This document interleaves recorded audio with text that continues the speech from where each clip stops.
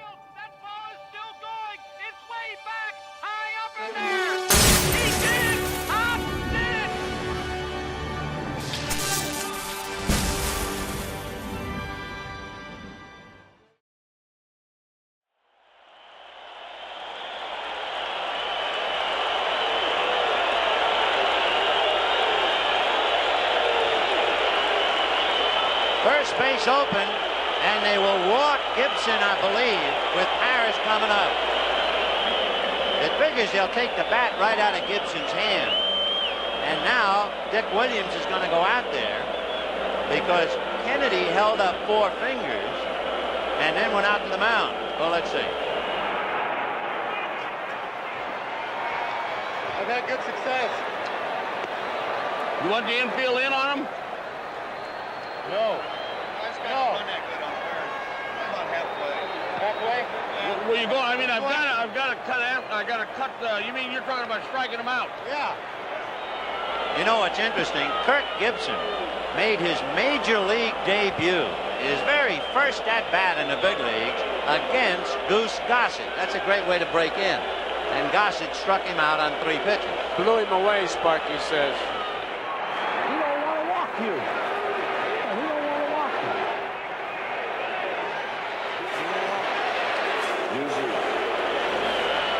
They give Gibson the left field foul line. Brown is in left. And there it goes.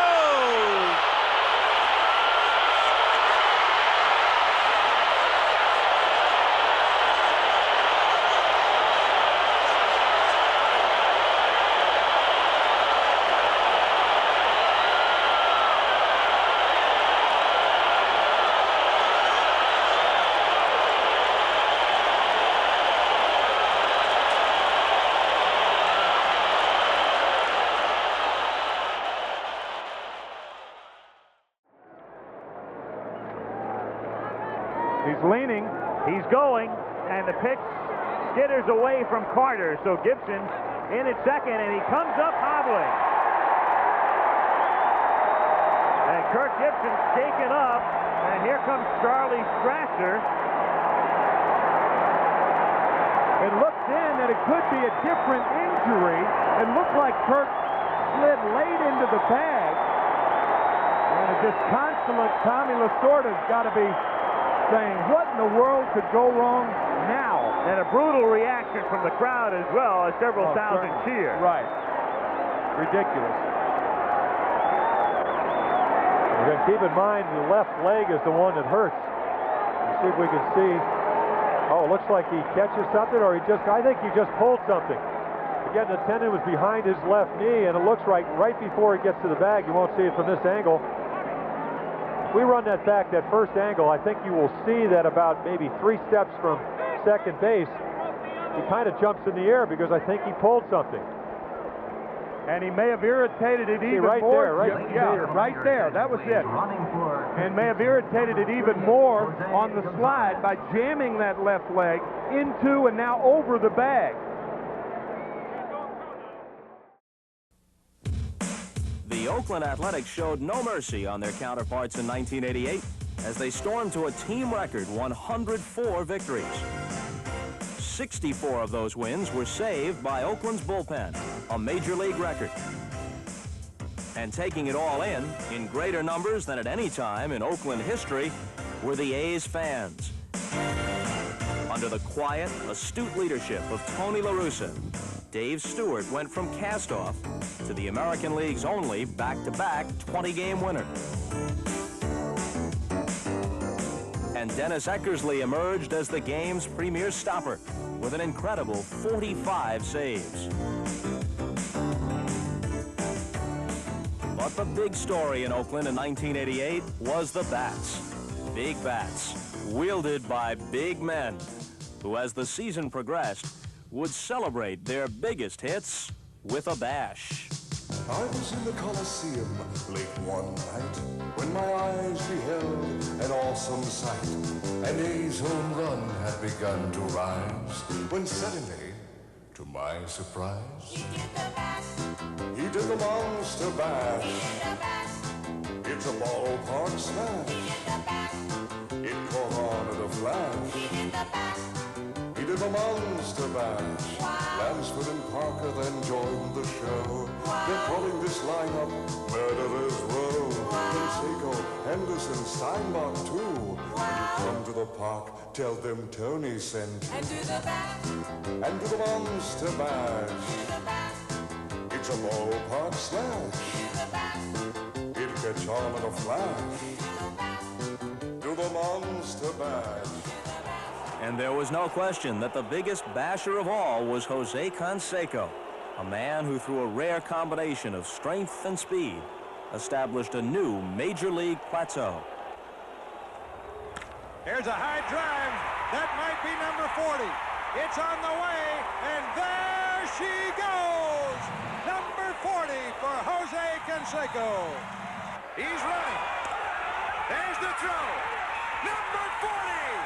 Jose Canseco, the first man ever in big league history to do it. Behind the founder and sole member of the 40-40 Club, the A's cruised into Boston for the American League Championship Series.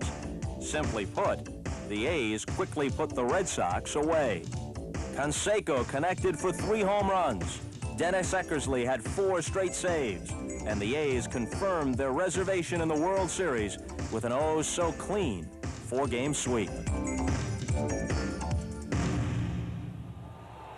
Meanwhile, just to the south, the Los Angeles Dodgers were reveling in a remarkable turnaround, inspired in great part by the feisty attitude of newcomer Kirk Gibson. 1-2 pitch. Right on through the catcher into the screen. Gibson comes to third. He's going to try to score. The play at the plate. He scores and the ball game is over. Kirk Gibson on a wild pitch scores from second base. The Dodgers win 4-3. A man by the name of Oral Hershiser won 23 games and anchored a most effective pitching staff, one that enabled the Dodgers to defy the odds and win the National League West. From there, it was on to the Championship Series, where once again, no one gave them much of a chance against the mighty Mets. But that just made them try a little harder.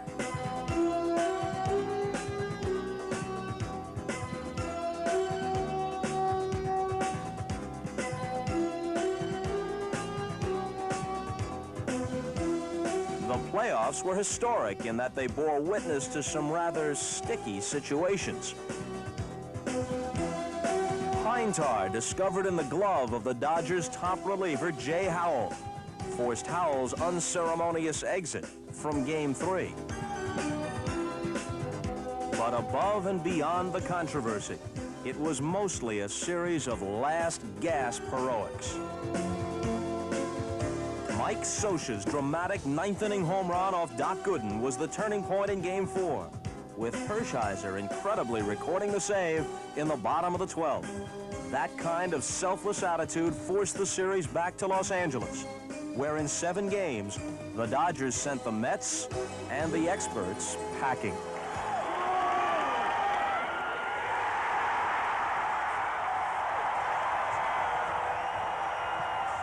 On a cool California night, an impossible dream had been realized. But in fact, it was just the beginning.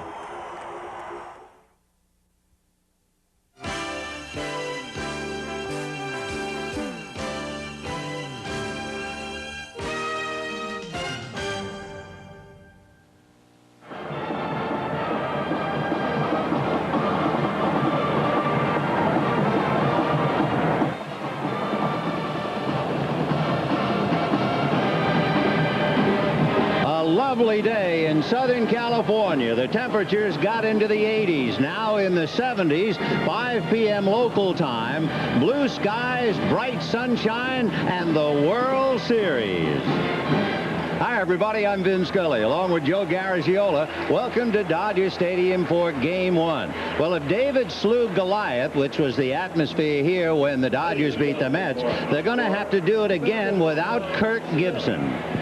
And the Oakland A's, it's a tough thing to do against them without Gibson. Here's the Oakland A's. They have about 5 guys in the lineup that they call impact players. One swing of the bat, they can win a game for you. Canseco and McGuire and Lansford and Parker and Baylor. And here's Lasorda, can hardly have enough guys to field a lineup. Well, we'll find out about Kirk Gibson, what happened and why. We'll get to Bob and Marv, and all that will be coming up right after this. I've come to historically probably one of the finest organizations that has ever been in operation. I come out here to win. That's my #1 goal every day, and believe in personal sacrifice if that's what it takes to win ball games. And you know, people get superstitious about this game, and you know, I've said it many times. I'd take an 0 for 5 in a W over a 3 for 5 in a loss any day, because again, when I leave spring training, I'm leaving to be a world champion. Dodger Stadium filling up before Game 1 of the 1988 World Series.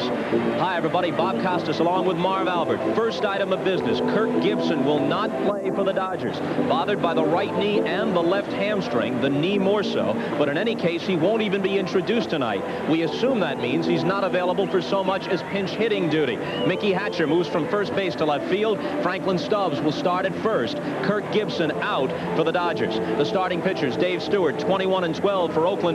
Tim Belcher, 12-6 for L.A. Belcher with a slightly lower ERA, but remember, Stewart pitches in a DH league with generally smaller ballparks. So those two pitchers are in the spotlight tonight. But as we turn to Marv Albert, a different hurler was in the headlines this morning. And Marv, it's Jay Howell, a nice guy who seems to be snake-bit by controversy in the postseason. Well, Bob, in this magnificent Oakland Athletics season, manager Tony La Russa succeeded in guiding his players away from controversy. Now, the American League Championship Series, it was a quiet 4-game sweep over the Red Sox, in contrast to the noise generated by both the Mets and the Dodgers. And then in a stunner, 17-year veteran Don Baylor, usually not one to lash out, certainly caught the attention of the Dodgers with 2 very strong statements.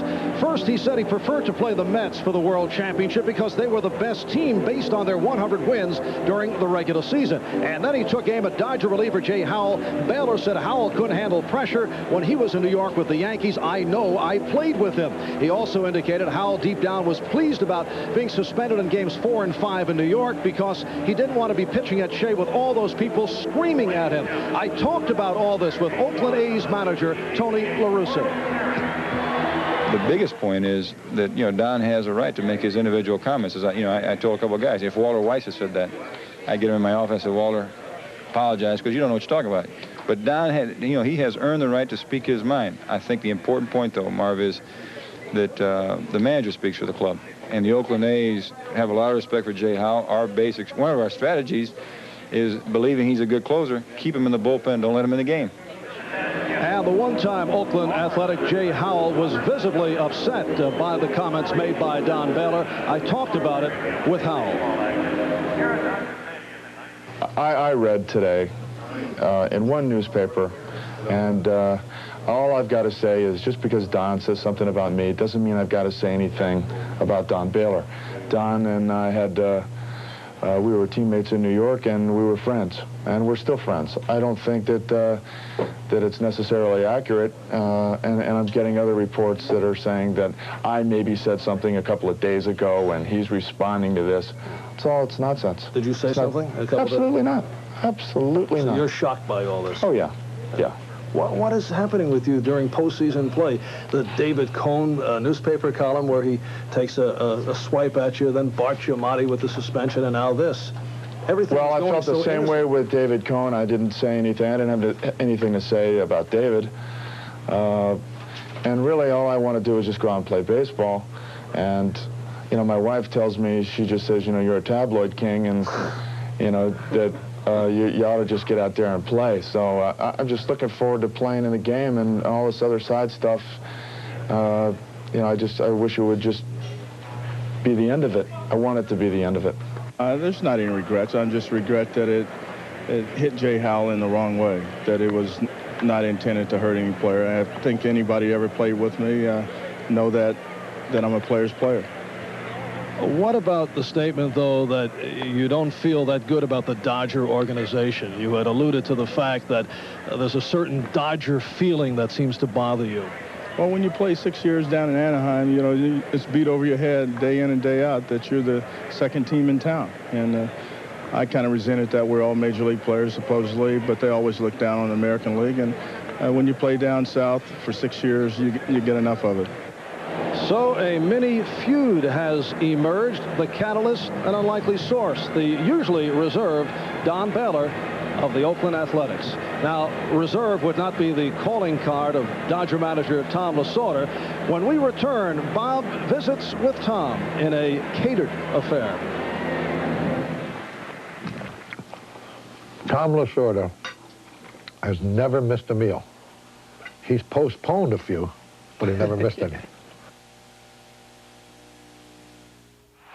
Okay, Garvey, let's move it. But, Tom, I'm hungry, and my Swanson Hungry Man entree tastes so good. It's meat and potatoes and plenty of meat. How about dessert? Oh, you want a Hungry Man dinner. Look, dessert, vegetables, and the second helping of meat is already in. Good eating. That's Hungry Man dinners and entrees. Hey, play ball! Swanson Hungry Man dinners and entrees. The second helping of meat is already in. Welcome back to Dodger Stadium. You know, sometimes his colorful persona kind of overshadows his baseball expertise, but the fact remains that Tommy Lasorda has now won 6 division titles and 4 pennants. Of course, most guys celebrate with champagne. Lasorda does it with pasta. When I dropped in on him yesterday, Tommy just happened to be enjoying a light lunch. How does this compare with other championships you've been involved in? Well, it's like asking me about other plates of linguine I have eaten. It's tough to judge. That's right. When your team wins, you gotta love it. Before they said Lasorda the motivator, Lasorda the showman, but now they may actually say Lasorda the genius. When it comes to a post-game spread, you've always been a genius, no question. I can't control what people say about me. Gibson paid me the finest compliment that any player could ever give me when he said in an interview, and I read it, he said, I feel like I've been a Dodger a long time. How about that? Now tell me this. Tell me the truth now. Game 1 against the Mets. Hershiser pitches brilliantly. Looks like you got the upper hand. Game slips away. What was the scene like in this room? Sad. Really down. Looked like someone had picked my pocket with all the money I ever owned. Did you throw anything?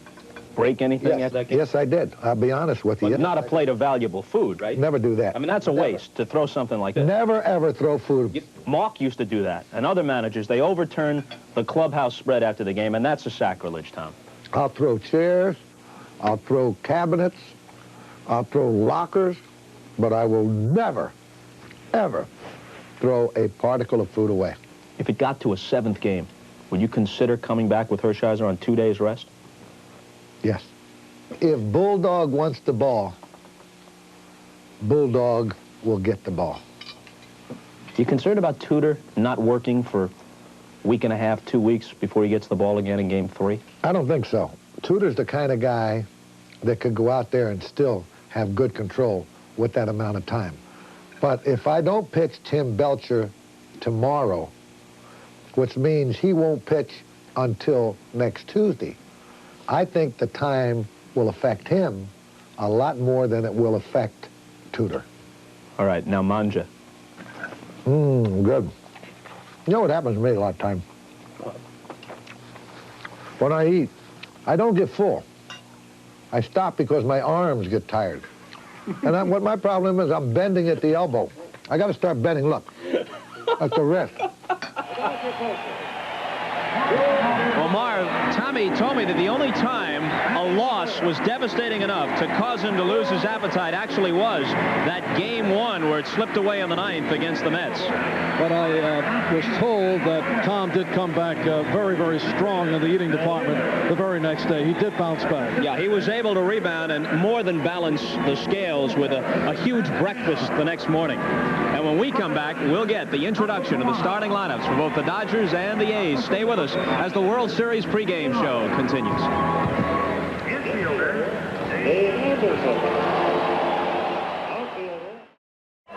Well, we're back here at Veterans Stadium, and in between innings, Tommy, he's out there as the Philly Fanatic has a stuffed mannequin of a Dodger, and Tommy's trying to get that Fanatic close. You see the physique of the of the mannequin.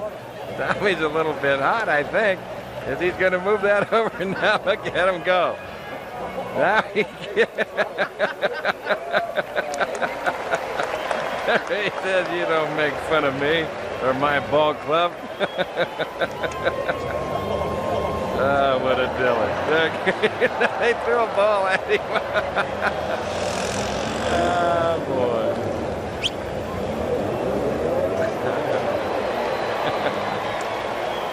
Well, you got to try and do something when you're 24 games out of first place. Tommy down. That's the quickest Tommy's moved all year. We got to mark that down. The quickest Tommy Lasorda moved in 1988 was after the Philly Fanatic on October, or I should say August 28th, against Philadelphia. As we come back live to Dodger Stadium, the roar is for Orel Hershiser, who is being introduced along with the other Dodger non-starters. He is tomorrow night's starting pitcher and told Marv Albert earlier that he would be ready to go on 2 days rest if he had to, if it came to that in Game 7, just as his manager Tommy Lasorda said he would. There's Hershiser. Now let's go to Phil Petty, the PA man at Dodger Stadium. And now the starting lineup for the American League champion Oakland Athletics.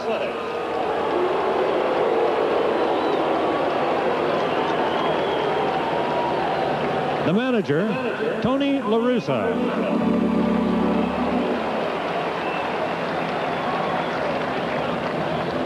Leading off, number 4, third baseman, Carney Lansford.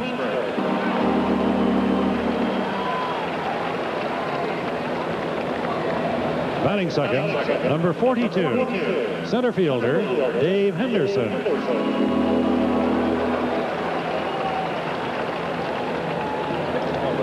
Batting third, number 33, right fielder, Jose Canseco.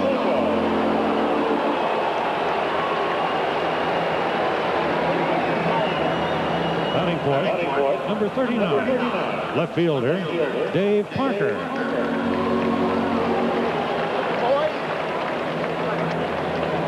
Batting fifth, number 25, first baseman, Mark McGuire.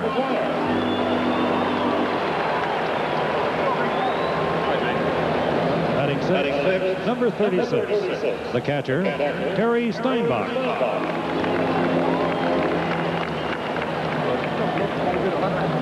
Batting seventh, number 17, second baseman, Glenn Hubbard.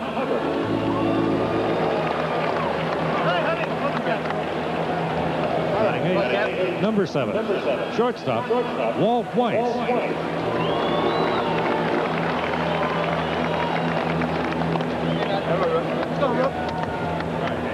Warming up in the bullpen and batting ninth, number 34, the pitcher, Dave Stewart.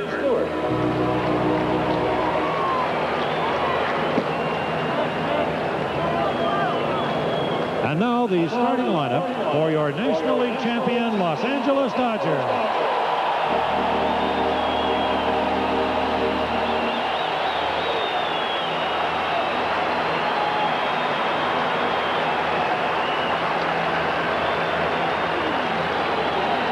The manager, Tommy Lasorda.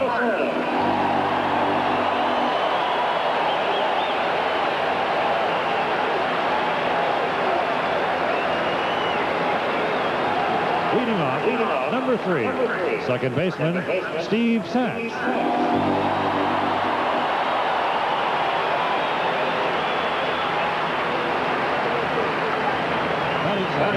Number 22, first baseman, Franklin Stubbs.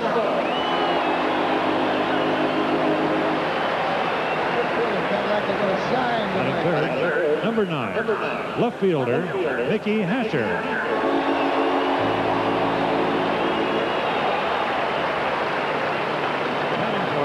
Number 5, right fielder, Mike Marshall.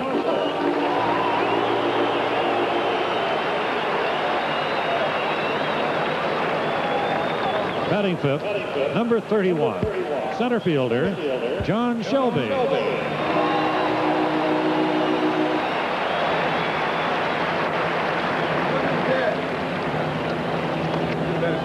Batting sixth, number 14, the catcher, Mike Sosha.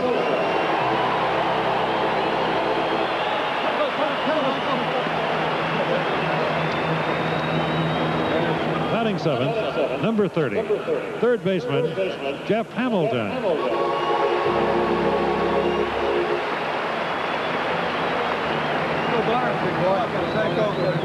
Batting eighth, number 7, shortstop, Alfredo Griffin.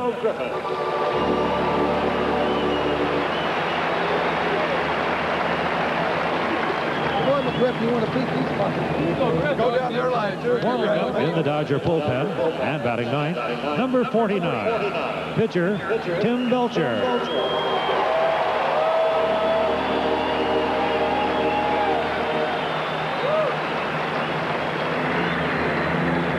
We invite your attention to the home plate area. Tonight's colors are being presented by representatives of the United States Army.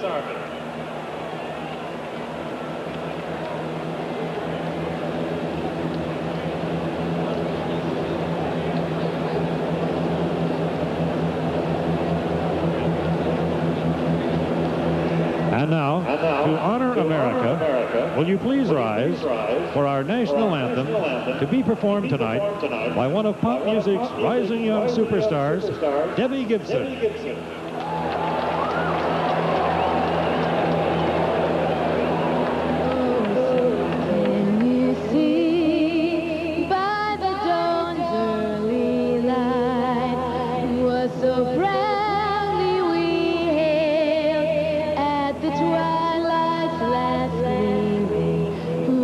Stripes and bright stars through the perilous fight. For the ramparts we watched were so gallantly streaming, and the rockets' red glare, the bombs bursting in air, gave proof through the night that our flag was still there.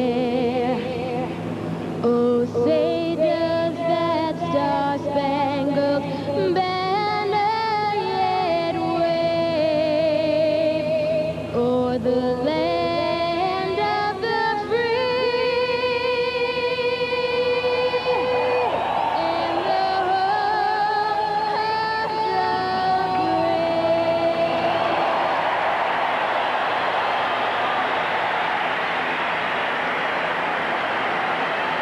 So the Dodgers brought in Debbie Gibson. Now if only they had Kirk Gibson. The first pitch is moments away. Vin and Joe with the play-by-play right after we check with NBC News. Hi once again, everybody. I'm Vin Scully along with Joe Garagiola. All the fuss and feather, the pomp and circumstance prior to Game 1 is out of the way, and now they give the ball to the starting pitcher. In this case, each starting pitcher trying to get his former teammates out. And everybody's looking for an edge. Since he knows them, do they know him? And is there a little bit mystery there? I'll tell you what, I don't think so. Having been traded, you just don't get an edge. But the best way to find out is to ask the pitchers. I did. Here's Dave Stewart first. I think they knew me. They don't know me now. They haven't seen me in 5, almost 6 years. I've developed a forkball now. I've gotten better control and better command of my pitches. It's not my intention to carry out any kind of a vendetta against Oakland for quote-unquote giving up on me, so to speak. They had no reason but to give up on me. I mean, I was very inconsistent for 4 years in the minor leagues with them, and they had to make a deal for a left-hander coming down the stretch in '87. They did it. They had to give somebody up, and fortunately it was me, and a change of scenery and the opportunity to pitch in the big leagues has made all the difference for me, and I've made the most of that opportunity, and I just hope I can continue to do that. I think it'll be fun, though, to play against some old friends and see everybody and compete against them on the same field in an atmosphere like the Fall Classic. The evolution and the maturity of a starting pitcher in Game 1 of the 1988 World Series. Well, Dave Stewart had to practically beg for a start in the big leagues, and here he is in the World Series. And Belcher, you know that story. Belcher came alive as a true pitcher about the middle of the summer, and now it's the fall. We'll get to the ball game right after this.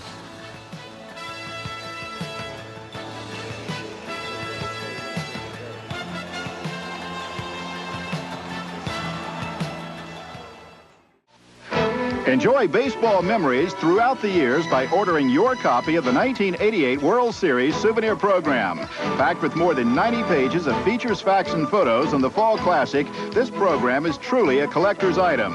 Get your souvenir program by sending a $6 check or money order to World Series Program, Box 88, Trenton, New Jersey, 08651. That's Box 88, Trenton, New Jersey, 08651. Be sure to include your proper return address.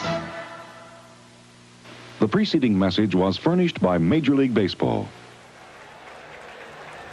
And now we're about ready, and the Dodgers take the field to start Game 1 of the 1988 World Series.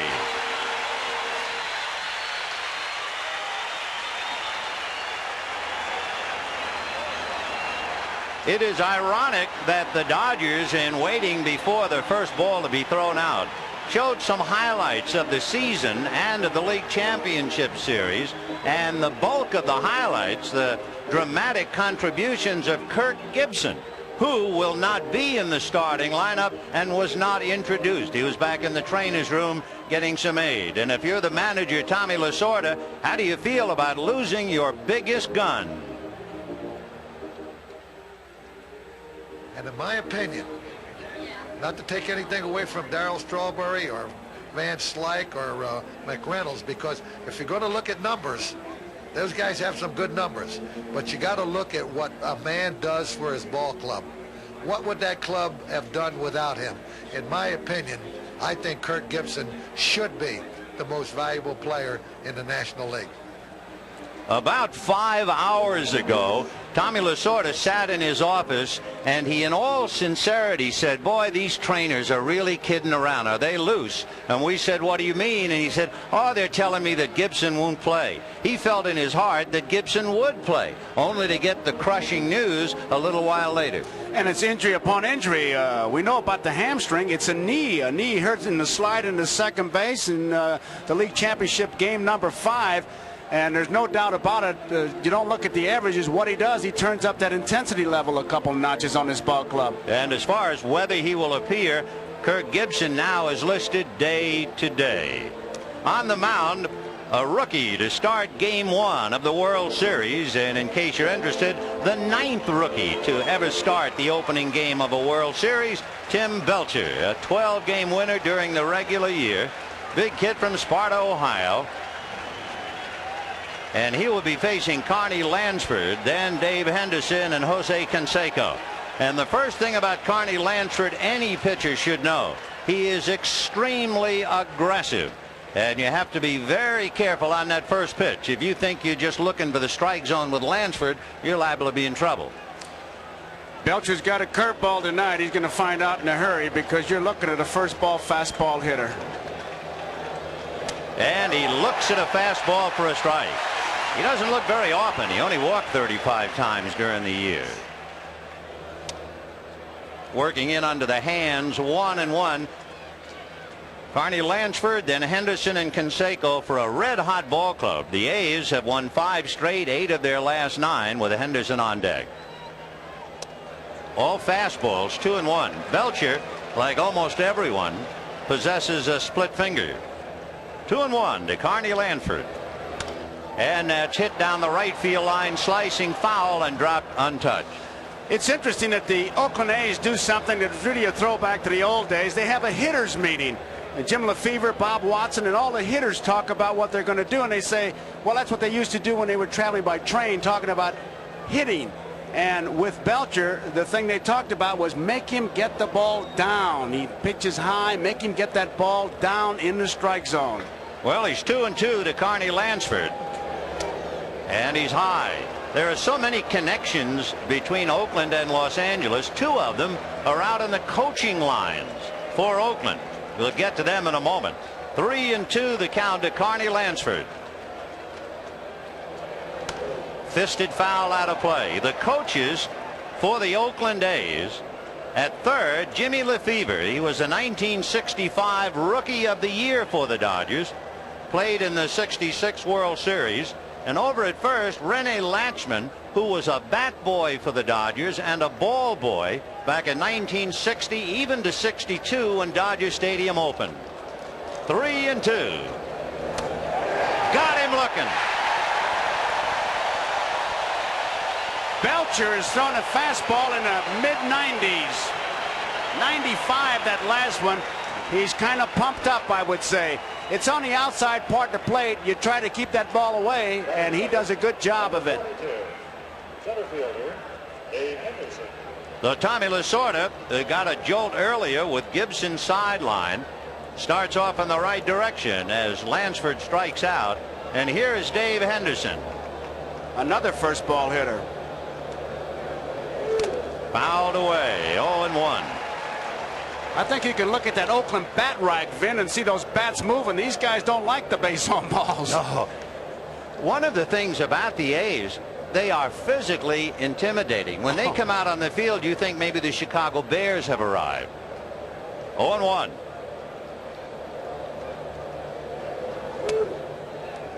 You just saw a shot of La Russa. He is still wearing, as we look at Canseco, La Russa is still wearing the same hat that he started this season with. He wants to put 108 victories on a hat and put it on his mantelpiece. Big chopper up the middle, and that'll be the base hit into center. So Dave Henderson collects the first hit of the day. And now the big man. All eyes on Jose Canseco. Canseco is a better low ball hitter. And you talk about strength. He hit one completely out of this ballpark yesterday in batting practice over the left field fence. They projected 560 feet on that ball. He is very much of a low ball hitter, and you see his home runs. He hit 16 of them with 2 strikes.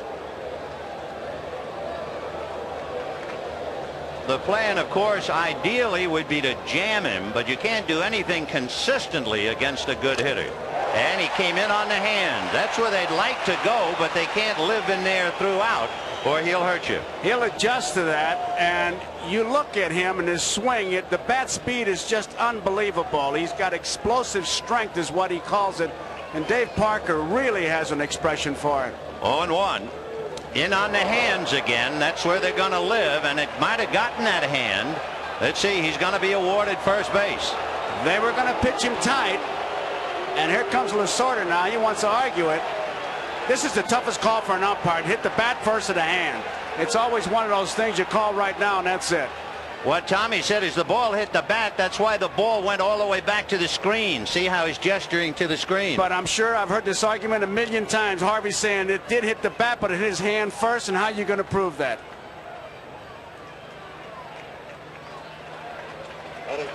Look at those arms. Left fielder, Dave Parker.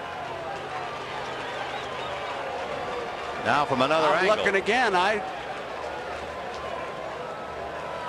From there, I think it got him. I would say hit by pitch. Right, and it appeared on the arm more than the hand. So first and second. And the batter now is Dave Parker, who of course came here when he was a standout player for the Pittsburgh Pirates. There's another guy you got to pitch inside. You can't let him get that big arms out. Fouled away. 0-1. Take another look at the first dispute of the series. Hit him on the arm. I tell you, those arms are so big, it sounded like the bat. He could probably hit 280 with those arms. And that's hit in the air to Shelby. And the runners will hold. That's another thing to keep in mind, particularly here at Dodger Stadium.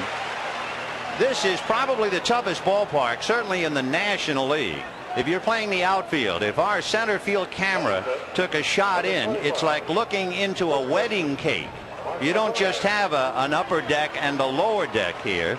Among other things, you have dugout seats behind home, and you can see the multi-tiered, and then the bright sky, and then the light towers.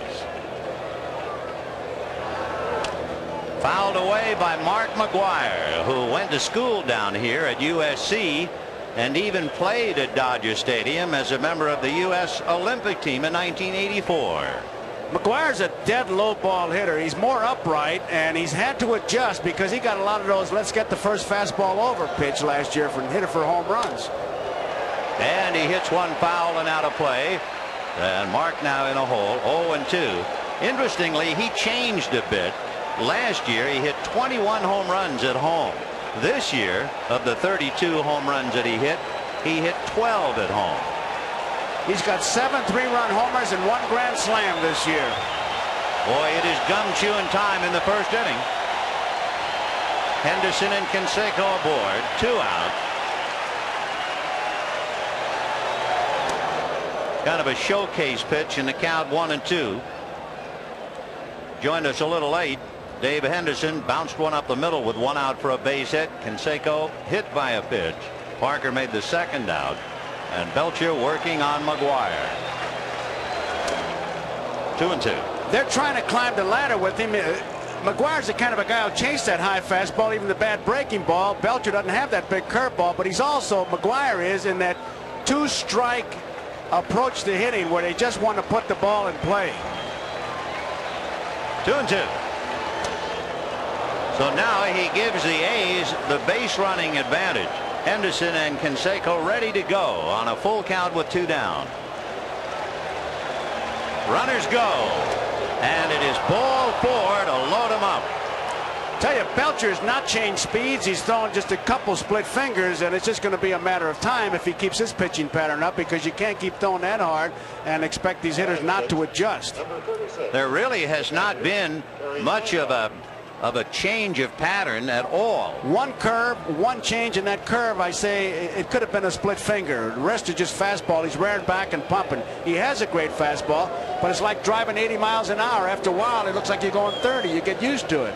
Well, here's another high fastball hitter, and it would be Terry Steinbach. You'd like to get him out with a breaking ball, but we haven't seen one from Belcher. And there's a little splitter, and he missed with it, ball 1. And right now, Steinbach's got to be saying, here comes the fastball. I'm going to be ready and maybe start a little bit early. And it's a high fly ball to left center. It's playable. Shelby is there.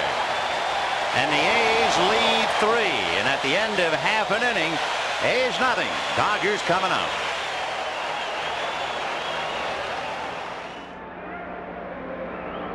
Back at Candlestick Park in San Francisco, we go to the 5th inning tonight. The Dodgers 6 and the Giants nothing. It'll be the lower third of the Dodger order in the 5th inning. Mickey Hatcher, Darryl Thomas, and Don Sutton to face this man, Tom Griffin. Mickey Hatcher has walked and doubled. Hatcher drives at the left center field and deep. This one might go. Ivy looks up, and Mickey Hatcher's got his first major league home run. And the Dodgers lead 7-0. You think he's happy? Look at that face. Mickey Hatcher belts it out to the young man from Mesa, Arizona. Mickey Hatcher pumped up after belting one out. Now Darryl Thomas will be up there. There's the home run by Hatcher. The Oakland A's come up empty in the top of the first inning, stranding 3, and now their 21-game winner, Dave Stewart, who toiled here for the Dodgers, but as he said earlier, I'm a different pitcher. I throw a fork ball now, and he'll pitch to Steve Sachs, Franklin Stubbs, and then Mickey Hatcher, a Dodger lineup without Kirk Gibson. That forkball is really a pitch with two names. If he throws it hard, it's a split finger fastball, and if he takes a little bit off, use it for a changeup, then it's a forkball. And it hit Sachs on the helmet. And immediately a hit batter. We're watching Doug Harvey slowly walk out to the mound. He's telling them now, that's enough of this, because Canseco got hit with the pitch. I'm not going to go, and it's the first pitch of the ball game. That's as early as I've ever seen a warning. That's what he's doing. Doug Harvey warned him. Canseco got hit, and the first pitch, Sachs gets it. And Sachs is usually pretty good at getting out of the way of it. He's only been hit once during the year, but he got hammered there. Got him right on the left arm, it looks like. He knows it's coming at him. That's it's very difficult to get out of the way right there. Here's Canseco, who was hit with the pitch, and this is talk about a feud. Forget Baylor and Howell. This is a start right here. Franklin Stubbs, who would certainly not be playing, but is, and Sachs will no doubt try to answer Stewart by stealing a base. Sachs during the regular year stole 42. 0-1. I'll tell you, Vin, the Baylor-Howell feud was kind of manufactured, and I hope we get a chance to get into it. But this is pretty serious, what we're seeing here. This is a message sent by the A's to the Dodgers after Canseco got hit, and now you see some emotion at first base. Sachs wants to run. No balls and one strike to count. And Stubbs, a shot foul ball. In fact, had it been fair, McGuire might have gotten his glove on it. It was that close. It might have gone through that glove, too, as hard as that ball was hit. He really got around on that pitch, and Durwood Merrill, watch the effort by McGuire, who's guarding the line. He almost gets that one and almost gets the umpire, so that's how hard that ball was hit. And look at Merrill. Franklin Stubbs, basically a low ball hitter, and he really had one to jump on. No balls and two strikes. Sachs bluffs, and it's lifted to center. Good pitch by Stewart. He had Stubbs hitting on his front foot because he took a lot off it. That was a 20-game winner's pitch. Just one little point more about the split finger. It's the arm speed that counts. And Roger Craig, there you. Now here's where he loses his power. Right there. He stops right there. And now he's got to hit with his arms. Right there. The lifting of the foot was the trigger mechanism, but he shifted his weight forward and the ball wasn't there, so he had to wait and hit with his arms. And that's what you try to do, get the hitter off stride, and that was a perfect picture for it. Mickey Hatcher, a contact hitter, and the Dodgers could put a play on here. A strike. And time, they called a balk by the third base umpire, Darrell Cousins of the American League. Now Steinbach's got to go out there and kind of settle him down, because you work so hard to keep the runner at first and pick up an out, and you really give him a gift certificate. By the way, Stewart had to come in here with quite a reputation. He committed 16 balks during the regular year, plus 14 wild pitches, so everybody conscious of his move. You could see he did not stop at all, and there was a third base umpire, Cousins. When he's got in the glove, he just kept it going. Foul back. So now you really have the battle within the fight, with a runner at second, one out in the first inning, no score, and a contact hitter at the plate in Hatcher. Waiting his turn on deck, the Dodger RBI leader, Mike Marshall. 0-1. Fastball hit into left field and deep. Back goes Parker, way back. It is gone.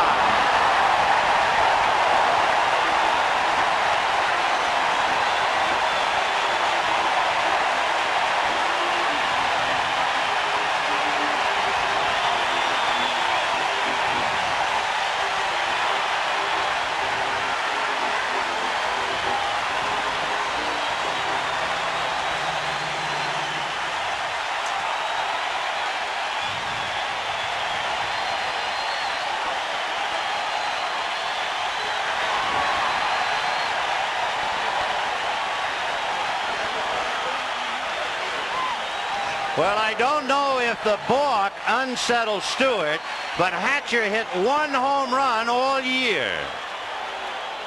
I think Hatcher is symbolic of this team, playing first base, playing left field. In fact, that home run, he hasn't hit that many. He doesn't even know how to run out a home run. He ran in like they thought they were going to take it off the scoreboard. He really circled those bases in a hurry. No balls, 1 strike to Marshall. Good pitch, little splitter, and the bottom dropped out of it. 0-2. He's looking for the fastball, and he really gets into it. And look at him take off. Now, Dave Parker once hit a home run in Pittsburgh, took 26 seconds to go around the bases, and look at Hatcher. He's the only guy in baseball who should wear his cap with the peak at the side, right angles to his head. If ever there was a guy who should be called Skippy, it's Hatcher. I tell you, he's look at him. He is so, he's a Saturday Evening Post cover is what he is, you know. Look at him. 1-2 to Marshall. Fouled away off to the right, out of play. Tommy Lasorda, as usual, keeping his emotions very quiet so that no one would know that anything good happened for his team. Can't ever tell what Tommy's feeling. No. 1-2. Got him, and another good pitch. That's the second really good pitch. The one he made to Stubbs, the one he made to Marshall. He probably figures the one he made to Hatcher was a bad one. Of course, you know, a lot of us are inclined to say, yeah, he hit a home run, he hit a bad pitch, but they happen to be big league hitters. They are. That was about, well, that was the one to Marshall. It took something off of it. But when you talk about a guy hitting a home run like Hatcher, the ball was up a little bit, but they are big league hitters. You make a mistake, they're going to hit it. 1-0 the count of John Shelby. There you go, Mickey. Take that to the bank. And how close he came to getting another World Series. Minnesota, he just missed. Little roller up along first. Mark McGuire is there. Big guy takes it to the bag. Pretty close as Shelby motored down the line. But the Dodgers get 2 runs on Hatcher's home run at the end of an inning. The Dodgers 2, the A's nothing.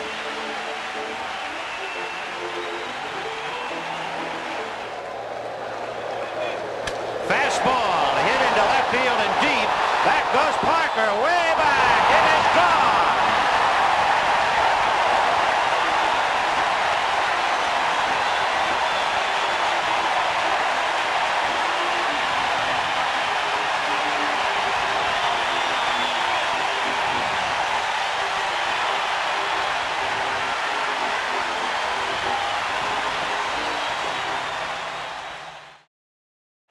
The theme song for the first game of the 1988 World Series. Jose Canseco hit on the right arm by a pitch. Bottom of the first, Steve Sachs hit on the high shoulder on the left side by a pitch. Here's Sachs.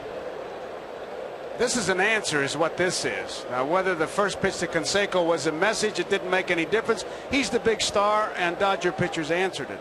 Glenn Hubbard at the plate. And all you have to do is look at Hubbard and his helmet, and you can see the left side of the face protected, to realize how dangerous it is to pitch high and inside, and particularly at this hour of the day. 1-1. That's in there.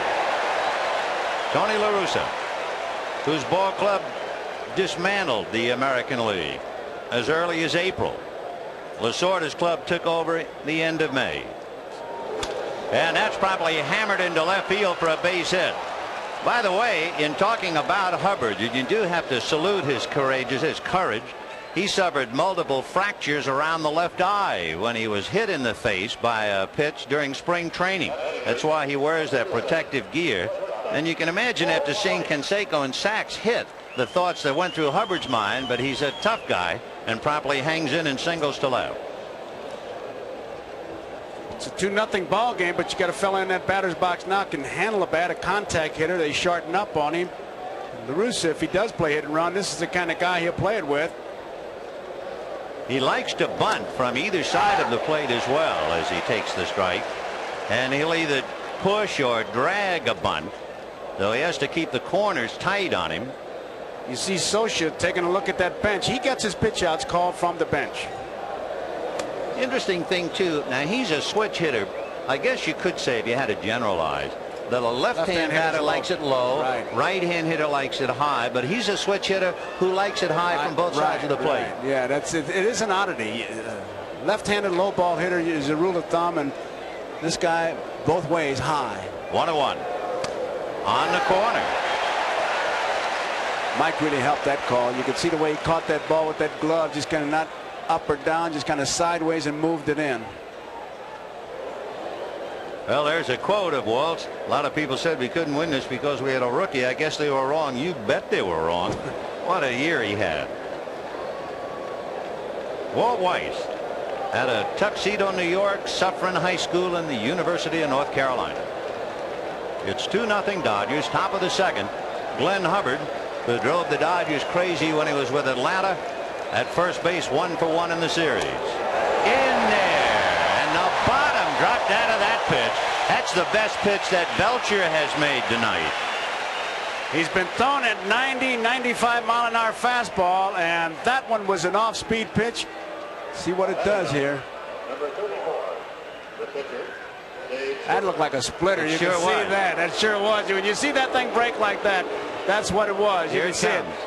There you see his hand. That was a perfect shot. More like a fork ball because it wasn't that real hard diving where it really chomps into your bat. The hard one you see is if Tim Leary is pitching. Now with one down, here is Dave Stewart, and he has a great memory because we were kidding him about swinging the bat, and he said, there's one thing he'll never be able to take away from me. I once hit a 3-run triple against Mario Soto, the Cincinnati Reds, and don't you think he's never forgotten that? 0-1 to Dave. Hubbard stole 1 base during the regular year, and with a pitcher up there, he doesn't figure to move. Strike 2, 0-2. Tell you what that tells you, Vin, right there, though, that Belcher doesn't have much of a breaking ball now. He's got that great fastball. He's thrown. Here's a pitcher who, if he saw a curveball, wouldn't know what to do with it. Probably couldn't identify it, yet he's gone 2 fastballs. I would say he's going to go out and get him right now. Let's see what the pitch is. I'd stay with the fastball because it's so good. What would have been so bad about asking him to bunt? Nothing. 0-2. 1 ball and 2 strikes. 2-2 the count. See, that to me is bad pitching. You got 2 strikes. Why are you nibbling? Go right out. Step on his Adam's apple. Get him out there and get the troops in and score some more runs. And especially an American League pitcher who doesn't bat. That's right. He hasn't, I mean, counting high school, he's probably had maybe 15 bats. 2-2. Why work on him? Right down the middle with something on it. And he got a piece of it. We have a scouting report we're going to be showing you, and what we've done, we've asked one big league manager, and obviously you have to remain nameless. We've talked to scouts, and we will compile this, and I tell you, it's pretty good. It is very good, in fact. A little self-serving, but the manager who gave it to us gave us so much detail, it would be, we'd need like a cereal to get it all in. 2 balls and 2 strikes to Dave Stewart. Now he goes 3-2. Now remember, Belcher made 28 pitches in the first inning. Lasorda, muttering to himself, saw him hit a batter, walk 1, give up a base hit. You don't know what that does to your club when you got the pitcher up there you think it hit, and they go to 3-2. It really lowers everything. You know the height of confidence? What? With 1 out and Stewart hitting, turn Hubbard loose. That would really be saying something. Well, the shock value would be worth something. 3-2 to Dave. And he walked him. That's bad pitching. Well, you're not going to be around too long pitching the way Tim Belcher is pitching. And Ron Perinoski has gone out there. One of the things, and I don't say that's what Belcher's doing now, but one of his problems during the year, he fails to turn his upper torso. When Joe was talking before about his left shoulder, and maybe it was he was opening up, or maybe he's not turning far enough, and that could be a contributing factor to his problem. That's Just what a guess. That's what Dempsey was trying to get him to turn that shoulder. Once you do, your whole body, if you turn it far enough. Now he knows it's bad pitching. Look at the expression on his face. He doesn't coil enough. I'm sure if Perinoski used 2 words, he would say coil and turn, coil and turn. You know, it wouldn't be a bad play right now because he will do it occasionally. But you know that Belcher is angry at himself, and you have a hit and run man who also bunts fairly well at the plate in Carney Lansford. It's 2-0 Dodgers, second inning. Ball one. He's a first pitch fastball hitter. They got to try to crowd him. He can hit with some high pitch with some power.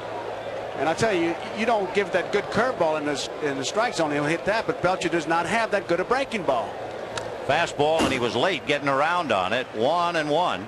The reason I think that ball was in the spot they want to work on Lansford, they got the ball down on Carney.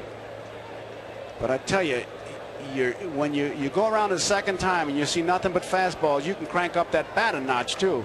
First 9 batters, he made 47 pitches. Belcher did. 1 ball and 1 strike. 2 on, 1 out, and that's behind him. What a tough spot.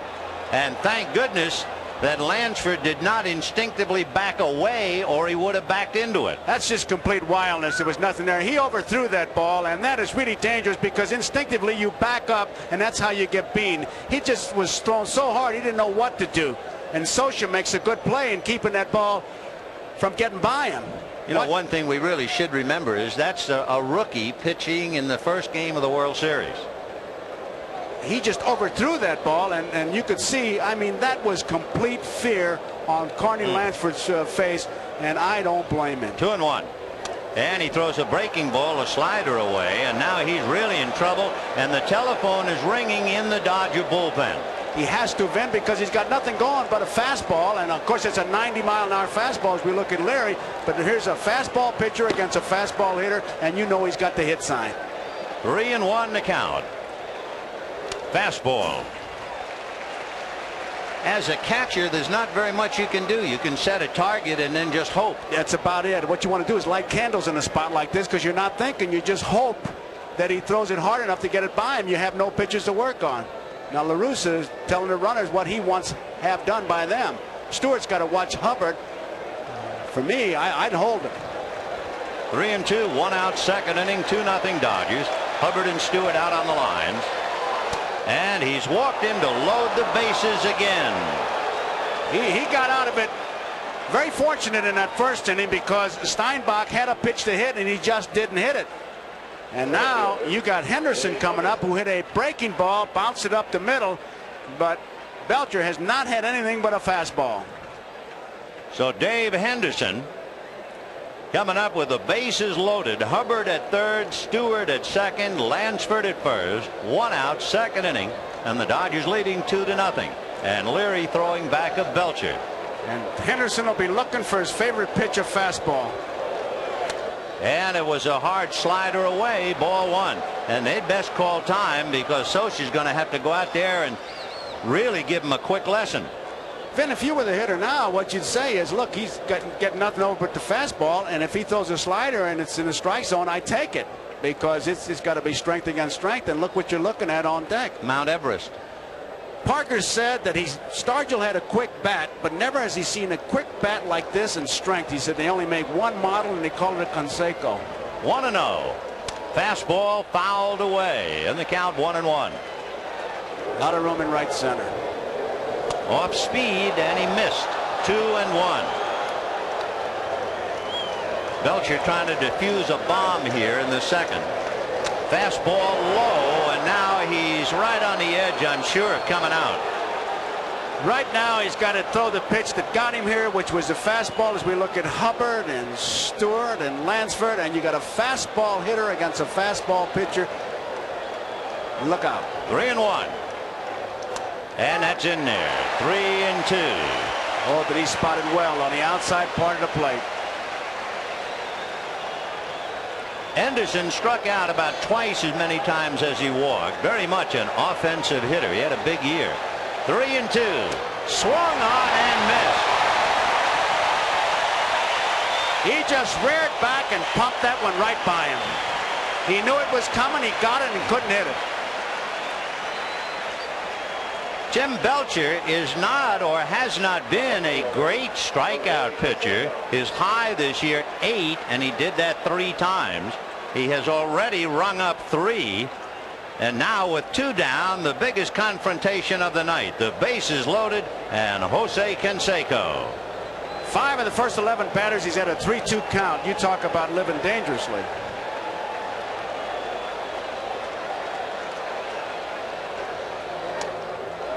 1 ball and no strikes.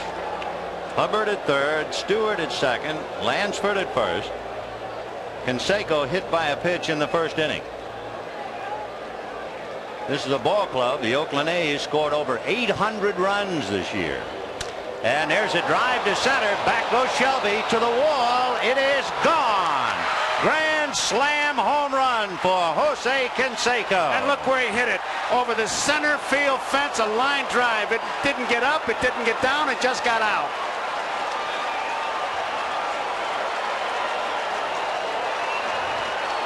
We talked about it. They have about 5 guys on that lineup with 1 swing can turn the game around, and you just saw it here.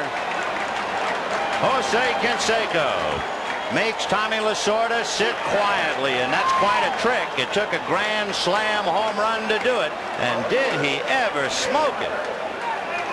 The forearm bash, and it is 4-2 Oakland here in the second inning, and this big crowd suddenly stunned as Dave Parker checks in.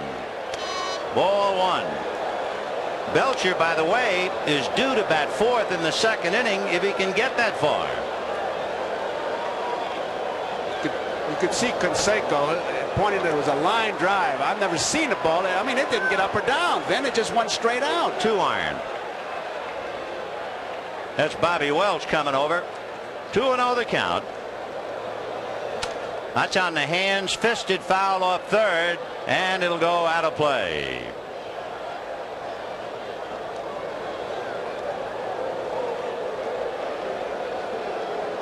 Look at those arms with the speed, and you see that little hitch that he's got. He knows it's gone. He's going to watch it all the way. There's no park in America that could hold that one. He knew it. 2-1 to Parker. Ball 3. So if the Dodgers had any momentum at all on Hatcher's 2-run home run in the first inning, that shot that hit the camera gives you the picture. Oakland 4, Dodgers 2. High twisting foul off third down the line. Hamilton trying to get under it, but it's back into the seats. When you look at Canseco's swing and you see that hitch, that loop that he's got, you really have to be strong. You have to be quick, and he's all of that. He's a tremendous athlete. In fact, McGuire, who hits a lot of home runs himself, says, I'm not a home run hitter. Canseco is. And I tell you, when you hit balls like he hits, and when he goes in the batter's box or in the cage for practice, everybody stops to watch. Yeah, he is something, isn't he? 3-2. And it is ball 4, and Belcher's troubles continue. Tommy would like to make a pinch hitting move and hope he gets him out of this inning, but I don't know if he can stay much longer. To repeat, with Leary and Ricky Horton, the left-hander, in the bullpen, Belcher is due to bat 4th in the bottom of the second inning. But it's a question of whether he can get that far. Bob Watson, the hitting coach, talking to Canseco, a student who got the message. I tell you, before the game, they have a tee and they hit into a net. When he hits it, it sounds like 4th of July. 0-1 to Mark McGuire, who walked in the first inning. 0-2. Started to go after it, just did hold back. 1-2. A check with Durwood Merrill of the American League at first, no swing. That's the pitch they think he'll chase, but he's got that 2-strike approach to hitting right there. He just wants to put it in play. 1-2. Check swing on a roller to Griffin. Alfredo the short way to Sachs, but the damage is done, and the Savage is named Canseco. 4-2 Oakland.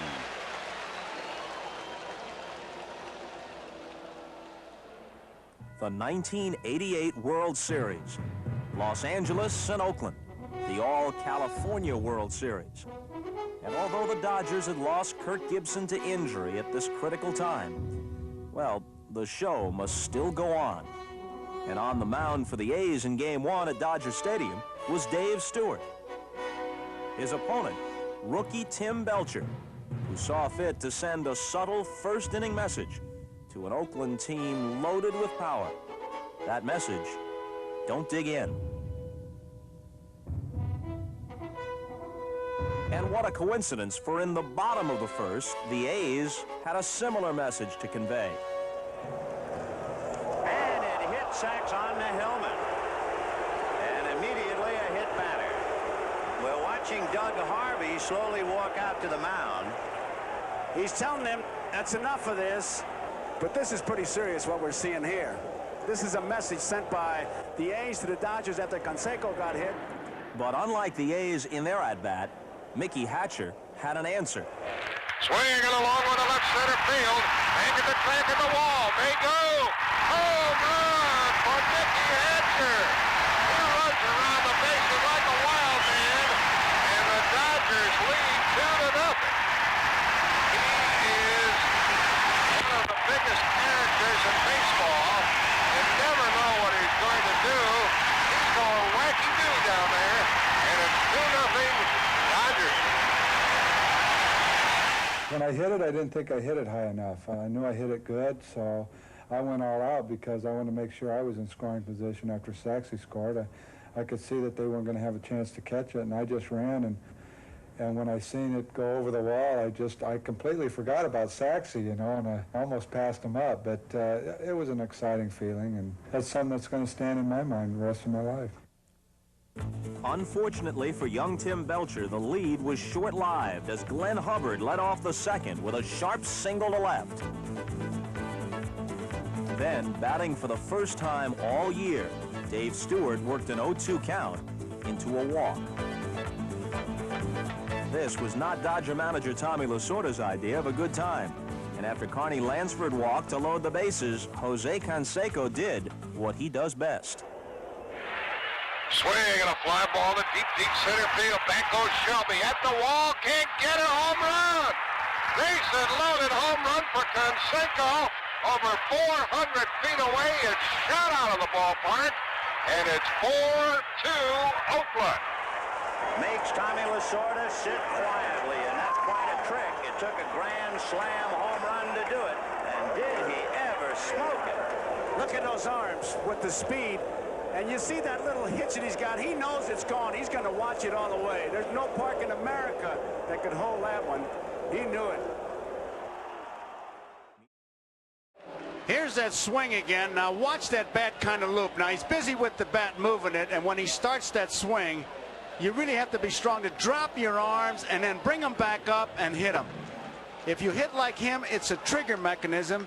If you hit 220, it's a hitch. And here's Mike Scioscia. Strike. Scioscia, Hamilton, and Griffin. You know, a word, too, about Jose Canseco. He was born in Havana, but he came to the United States when he was 9 months old. A lot of people think of him basically as Cuban. His dad was an English professor in Cuba, and his mom wanted him to be bilingual. And as he said, we'd start to answer a question and answer it half in English and half in Spanish. 1 and 2. I know that feeling. Not Spanish. Italian. Oh, man.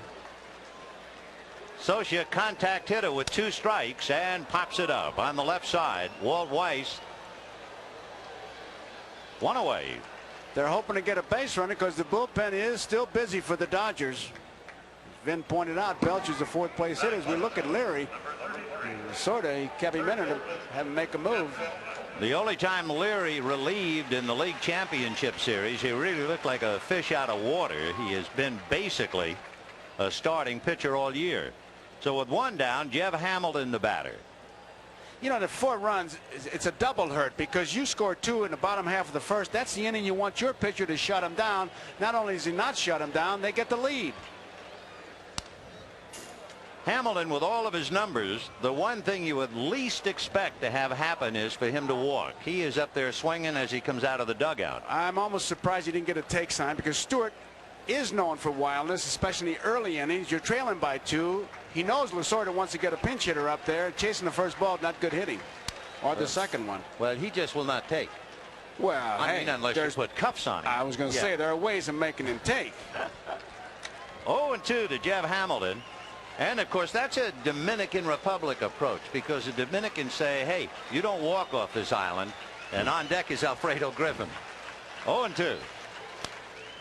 So he's up there hacking. There's Alfredo, the former member of the Oakland A's. It's amazing when you look at you say, Farm, remember the trades, how they all worked out for both ball clubs. I mean, Weiss was really the trigger for all of those trades. That's great, too, when you analyze these two teams in the World Series and you realize two men really did it. And they're not on the field. Ground ball to Weiss. He'll crank it up, take care of Jeff. 2 down. Remember last year, the Oakland A's were a break-even ball club. They won 81 games. And now here they are. They demolished the American League and one going away by 13.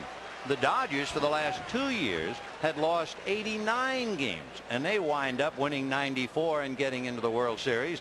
And the two men, Sandy Alderson and Fred Clare, they're the guys who put these two teams together. And certainly deserve a tremendous amount of credit. Alfredo, and maybe it's because he's in a new league as you look at Danny Heap on deck. Alfredo has had a miserable year, his first year in the National League. They're trying to take the bunt away from him at third base. Lansford is all the way in. You know, speaking of Sandy Alderson, Vin, he brought a new expression to baseball, which for me gets my vote as we look at Lansford. He doesn't call cleaning house or making a lot of trades. Reallocation of resources. Wouldn't that be nice? Well, you see what happens when we go to Harvard Law School? Yeah, but Vin, if I'm in a trade, I'm the player to be named later, but I go home and tell my wife, no. I was a resource that was reallocated. It sounds nice. 2 balls and 1 strike. That missed. Ball 3, 3-1. Some players can come over from one league to the other. Gibson's an example, have a big year. And another, like Alfredo, it is the longest year of his life. He has never hit 200 all year long, and then had his hand broken for good measure by Dwight Gooden. Can't figure it out. Look at Lance Parrish, the problems he had. Right. And Alfredo, you figure, would be the kind of hitter, a slap hitter, a switch hitter, bunt, who'd learn a little quicker than a free swinger. And he gets a base hit against his old mates. So he feels at home against American League pitching. Well, it looked like Stewart wasn't about to walk him. He was going to say, hey, I'll hit you way on. He laid it right in there, and that's what Griffin did. And now Danny Heap will come up and bat for Belcher. So Belcher, as good as his control, could not muscle his way out of 2 jams. He got away barely in the first inning, and he was hammered in the second. Heap has had 1 extra base this year. That's surprising to me, Vin. Yeah, he's really disappointed in himself, especially as a pinch hitter. Danny's had just 4 hits coming off the bench and 40-some-odd at-bats. And, of course, in his heart, he feels he's a much better hitter. He's got 36 hits and 38 total bases, 34 singles, or 2 doubles. He's got 2 extra base hits. 1-1, 2 down, second inning. Oakland 4 and the Dodgers 2. There's a ground ball to short. Weiss will have to go to first base for the out with a left-hand hitter up. Hubbard was playing Heap in the hole. And at the end of 2, 4-2 Oakland. We'll be back after these messages from your local station. To be a winner. Starting lineup, home of the winners, salutes the season's greatest winners like Canseco, Viola, and more. Congratulations to all. Now when you buy 3 starting lineup figures, you can get this award winners t-shirt for free, featuring Viola, Hershiser, Canseco, Gibson, Sabo, Weiss.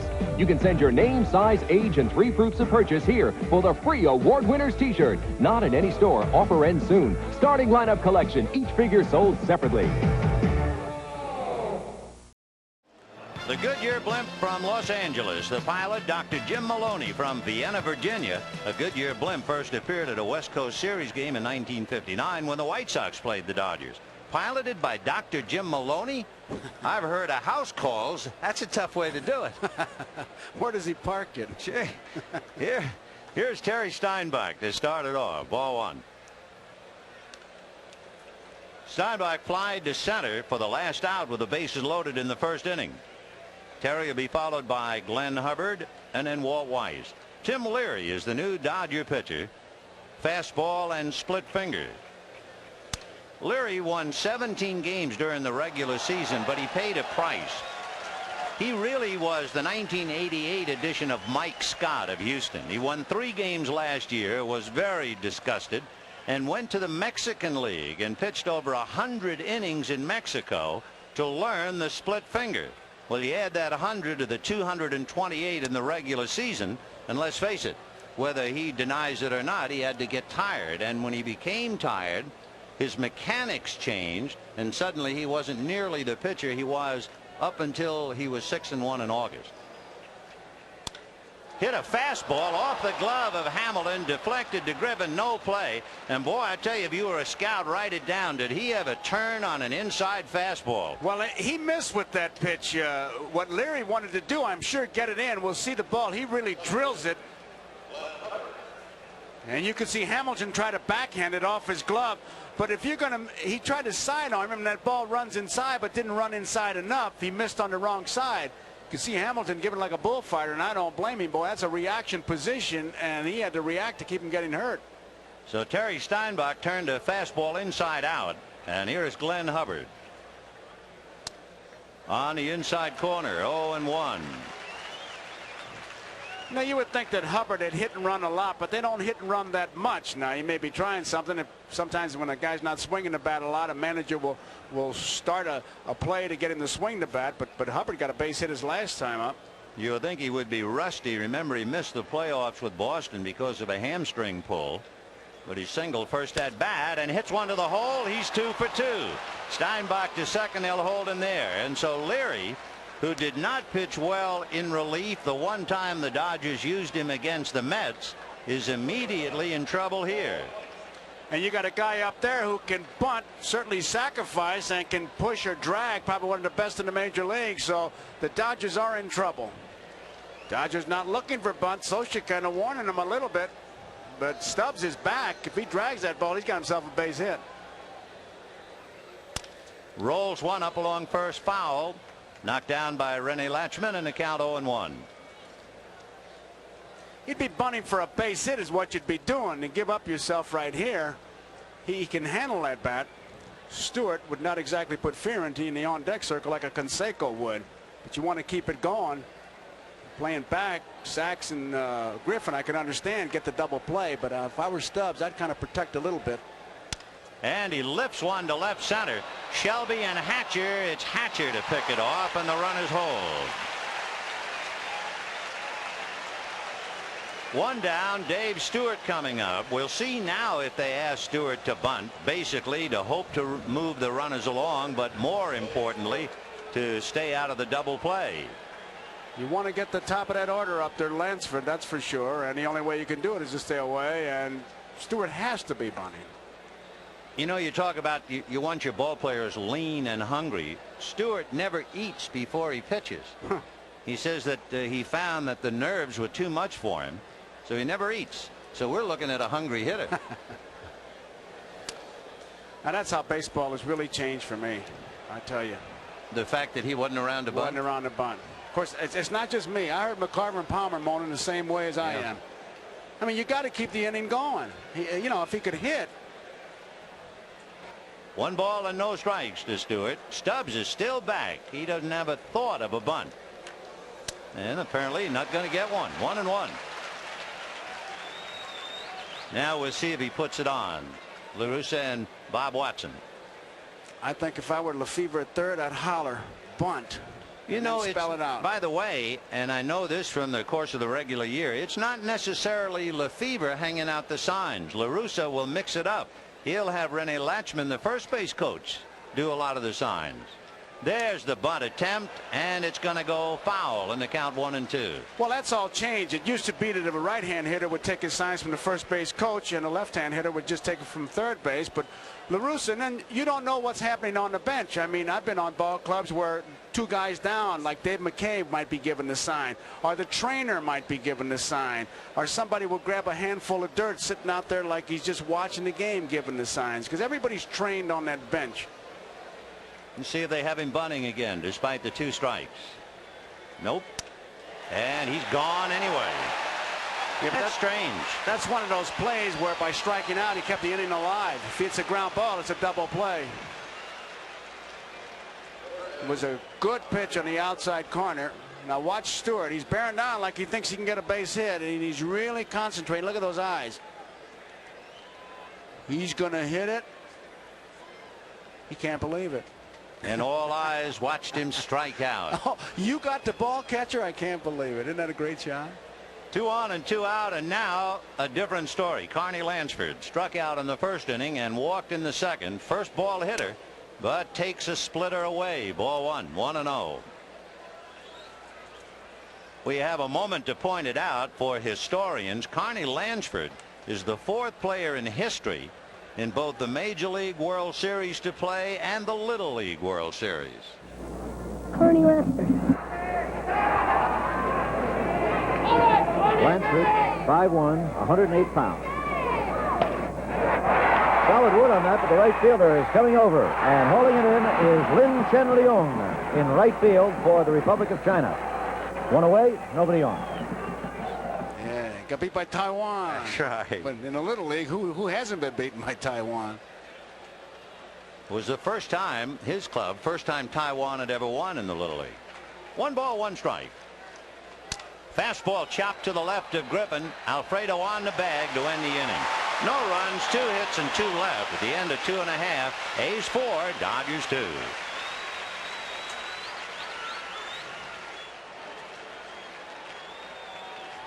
Kirk Gibson frustrating and edgy in the far corner of the Dodger dugout as Steve Sachs takes ball 1.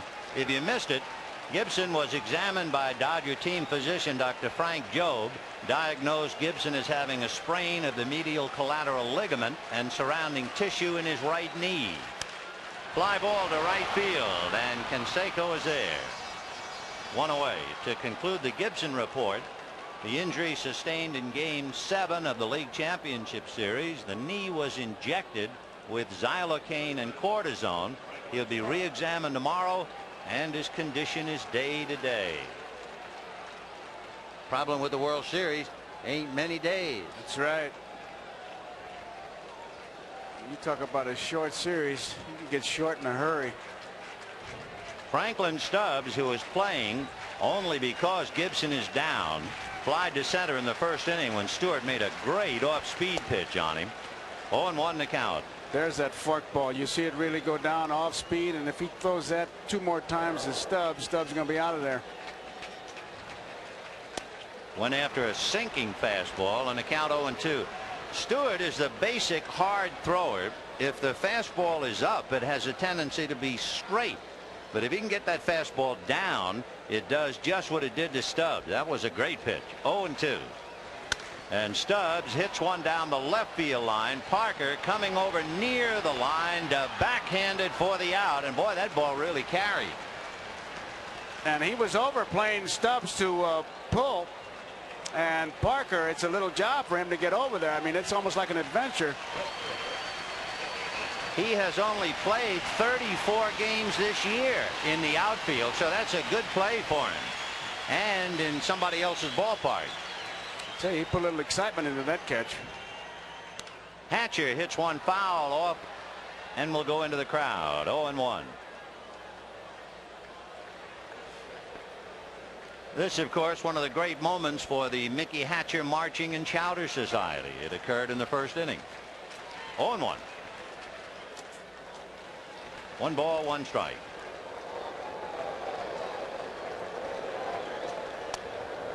A strike. 1-2. That'll make you bend in the middle. That's as good a breaking pitch as he's thrown.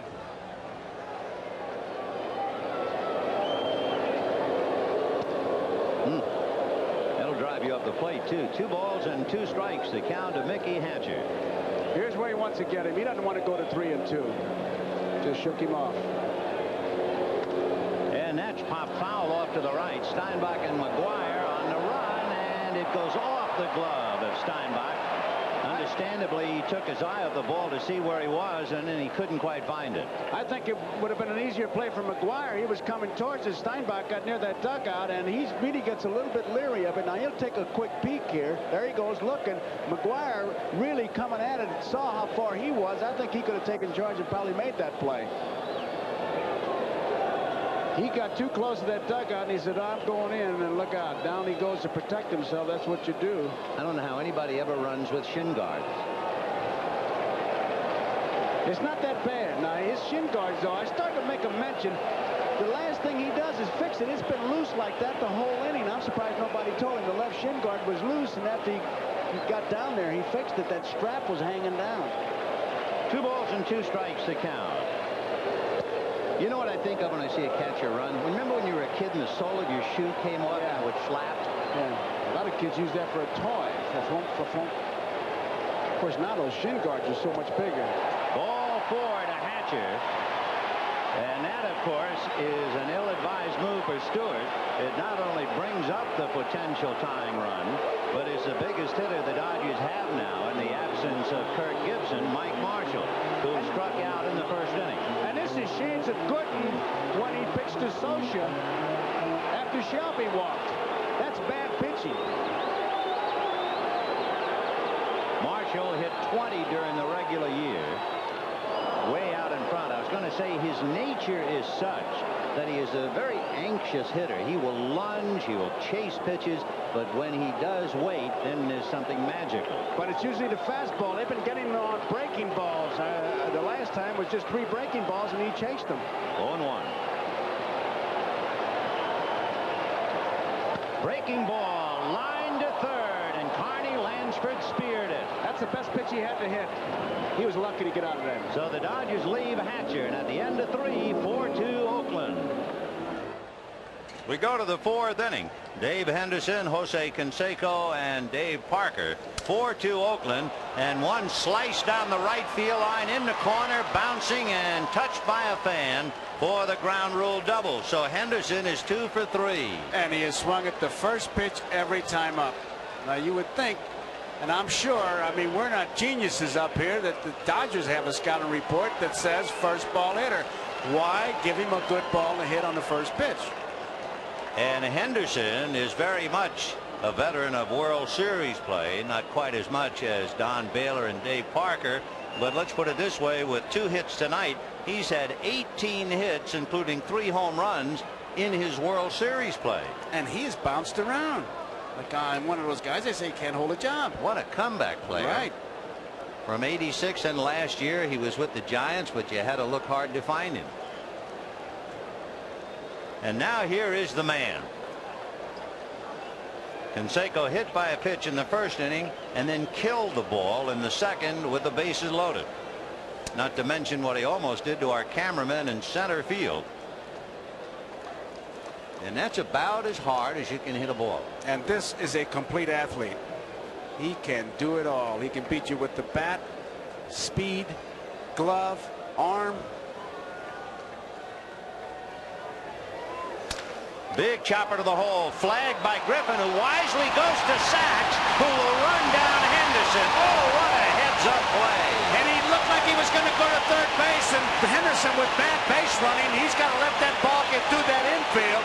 And what Griffin did, he was no way he was going to get Canseco. Now look, he looks at third like he's expecting to play, and now he goes to second base, and there's Henderson, who really should have bought a ticket because he was just watching the play. Well, I love Major League plays. That was a great one. That's a reaction play. You can't practice that play. You have to have that play happen in front of you and say, well, what am I going to do? Right now, he's thinking what he's going to do. Get him at third, knows he can't get him at first, and he sees a little peripheral vision, picks up Henderson, and bye-bye Dave. And when you think about it, it's also a tribute to Walt Weiss. They traded Griffin away. That's right. Pretty good ball player, but you don't get a good ball player unless you got another good one coming up. So we're seeing 2 pretty good shortstops. Well, here's the Cobra, as they used to call him always in Pittsburgh. Of course, he played in the '79 World Series. 1-1 pitch to Parker. He'll get the run in with a drive into the gap in left center field. Foley scores to make it 4-1, and Parker will stop at second with a double.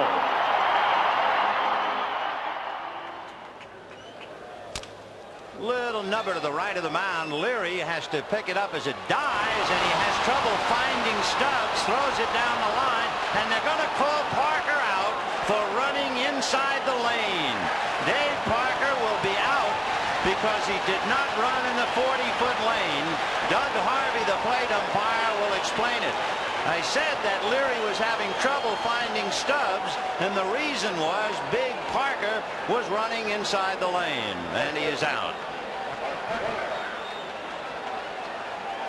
LaRusse is going to go to his legal background to try to get a logical explanation, but Harvey's not having or hearing any of it. A lot of people who are not aware of the rules wonder what that lane is for, just for this reason. Look at Parker digging now. Watch where his feet are. Oh, he's way inside. Way inside. In fact, there's no way. Yeah, that's a good call. And I'll tell you one thing, if you can't find Franklin Stubbs, it's an awfully big runner running inside the line. Yeah, but look at that handball court running down to first. I mean, that's a big man. He's got to run in that line, and I think it's a good call. The only way you could find Stubbs if he was standing on the bag with the glove way out towards the infield. He wasn't doing that, didn't have to. And Leary had a tough play too, because the ball, when it hit the grass, did not come up. Yeah, it went down like a poached egg, and he had to go after it. So here's McGuire, walked, hit into a force play, 0 for 1. Little roller up along third, foul, and the count 0-1. McGuire is 6'5" and 225 pounds, so he is really put together. Canseco is 6'3" and 230. Parker is 6'5" and 240. thing I like about McGuire, Vin, he's not home run crazy. He says, I want to get hits to drive in runs. He says, after all, a home run's nothing but a hit that leaves the park. What a way of looking at it. Which, you know, is another thought about Canseco and what kind of a year he had. Remember, you have a 40 stolen base man at first. Canseco, with his home runs and his stolen bases as he stands at first, he hit 307. You know, everybody's talking about how far he hit the ball, how hard he hit it. He's a 300 hitter. And he told Lefevre in spring training, he said, I think I can hit 300. And Jimmy said, when he said that to me, I said, he's matured. He's matured as a hitter. He wants to be a complete player. One thing they say about Canseco is he has a tendency to lean, and they try to hold the ball on him. So if Leary just freezes him, that's what he's trying to do. In other words, he'll throw over there, but if he likes to take a walking lead, does Canseco. In other words, the old story of a body in motion tends to stay in motion. And so the opposition will try and just come set and make him get back down on the heels. Yeah, but I tell you what, he's got the green light to go. But if he runs with McGuire up there, I think La Russa will have a talk with him. 1-1, and there he goes. Ball 2, and it's dropped by Socha. Well, didn't he try to steal third with 2 out against Boston? Well, he's got it on his own, because La Russa said to him, he said, I'm going to tell you something. You got to run to win ball games, and you better have a high percentage.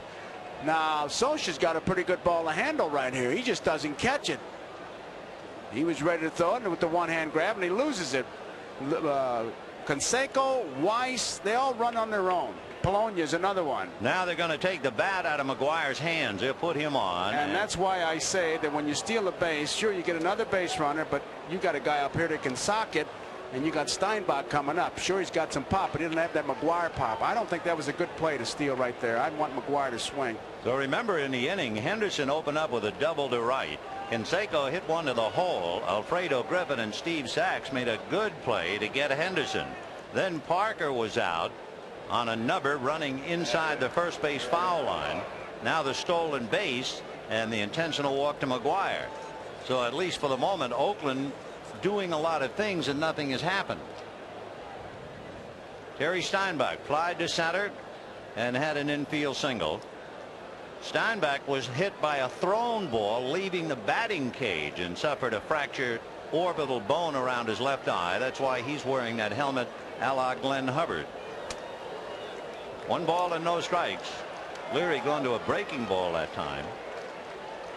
Leary throws a pitch that you hear a lot about now, a cut fastball. Cut fastball, backdoor sliders, terms of the 80s. 1-0. And that looked like one, and he missed with it. Ball 2, 2-0. It's a ball that sails. In my day, it would just be a ball that sailed. What they claim is you either hold the ball off center, or you put more pressure on one finger than the other to make that fastball run in that direction. Well, it's like a bad slider. Some guys, when I throw a bad slider, as we look at Perodowski, will say, well, if it's a bad slider, it becomes a cut fastball. Also becomes a triple. 2 balls, no strikes. There's the fastball. No fuss about it, and the count 2-1. The good fastball pitcher throws one of 2 fastballs, the 4-seamer that rises or the 2-seamer that sinks, and he works on control. All the other stuff, I mean, sounds good, and it's good in the explanations, but it gives you a lot of L's in the Sunday paper. Late on the fastball, and the count 2-2. Got him. No runs, a hit, 2 left, and it's still 4-2 Oakland. It was game 4 of the 1969 World Series. J.C. Martin, the pinch hitter for Seaver, got his bunt down. Pete Rickard of Baltimore picked it up. The throw along the line hit the runner, and the winning run scored. That's going back almost 20 years ago. Tonight we had an argumentative play involving Tony La Russa, Dave Parker in the play at first, and now we move to the bottom of the 4th inning. 1-1 the count to John Shelby, who grounded out in the 1st inning.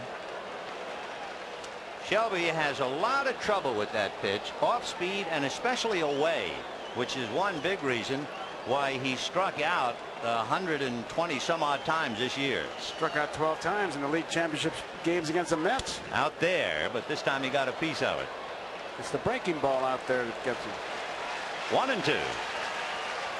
And there it is. They just keep that ball away, and John keeps coming up empty. But that was a fastball. It was high, and it's a riding fastball. You see it all. I mean, the simple explanation is the high fastball, you see all the ball. The low one, you only see half, but it's out of the strike zone, definitely. He wants it low, Steinbach, but look where it is. I mean, it's high outside, and he just could not reach it. It's amazing. I wonder, and I'm sure he has studied tapes as to whether his bat can cover the area that he thinks it can cover, because in looking at him all year, why, that's where they pitch him, and that's where he swings, and that's where he misses. That's the first thing you do when you get in the box and you take those practice swings. Fly ball to center field. Dave Henderson is there. That'll take care of Mike Socia. 2 out in the 4th inning. Vin, while Hamilton's coming up, I want to talk about that Don Baylor Howell thing. I was talking to Claire Smith at Hartford Corral, who's a good friend of Baylor's. Then I asked Baylor, I said, it's not like him to pop off. I said, you know, yesterday in the workout, Canseco had a few riders around him. McGuire had no riders around him. I really believe that Baylor let out the blast to take the heat off the young players, because wherever Baylor went, everybody followed him. And when I confronted him and said, was that a plan? He said, you don't know me that well. I said, I'm not asking you that. Was it a plan? He said, yes. So it was all calculated. It really was. And when you think about it, that's what leadership is. That's what the old guys do. Excuse me, but look at Fernando. He's kiddingly, as if he were angry, refusing to give Lasorda the ball. He is really a character. Well, I get the point, though, that Baylor decided to take the heat off the kids, and right. That's what he did. And that, to me, is leadership. 0-2 the count to Jeff Hamilton, who grounded to short in the 2nd inning. Dave Stewart roughed up in the 1st inning, but he has settled down since, allowed just 1 hit. On the other side of the coin, Dempsey told Belcher not to get caught up in the hoopla, and Belcher only bought 1 ticket for the World Series. Half swing. See you later for Hamilton. The Dodgers tiptoe out of the 4th inning. It's 4-2 Oakland. We'll be back after these messages from your local station. When I played baseball, I could hit the ball halfway to China. So I figured I could do the same thing with a golf ball. No way. But after digging up some turf, there's nothing we like better than cold Miller Lite. It's less filling, and it's got that big taste us hackers appreciate. Where'd that go? No matter where you play, there's only one light beer, Miller Lite. Next time I'm going to use a driver. There he is. A pretty good plan going into this thing, and he took the heat off the kids all right, which is what he was brought over for, the leaders, show some leadership. Always tickles me when they talk about guys being leaders and about all they do is they holler 2 outs, and you got a $7 million scoreboard that says the same thing. Show me. There's Glenn Hubbard. He'll show you. He's 2 for 2. Both times singles to left. He's putting a pretty good player back on the bench, Mike Gallego, that had a good series. But Hubbard is something. Of course, for a while when he played with Atlanta, he wore a beard. He really did look like he came off a cough drop box. And once he got rid of that, he looked much younger, and he's been playing very well. Ground ball to the hole. Griffin is up with it. The off-balance throw got him on a good stretch by Stubbs.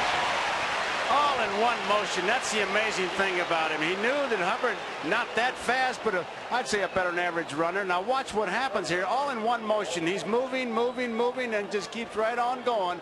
Throws it off balance, off the back foot. Accurate throw. Really an easy play. Alfredo Griffin, a mainstay in the Dodger infield, which is exactly why they traded for him. And here now is Walt Weiss, the kid who took over for Alfredo and has done such a great job for Oakland all year. Struck out, flied to left. Kid from New York is 0 for 2. Chopper to Stubbs. He backs up, almost fell down, stays with it. 2 down in the 5th inning. Tell you, they have a good chance of going 1, 2, 3 here, and that's going to perk up the club and the crowd. Watch Stubbs. He kind of backs up, almost loses his footing right there.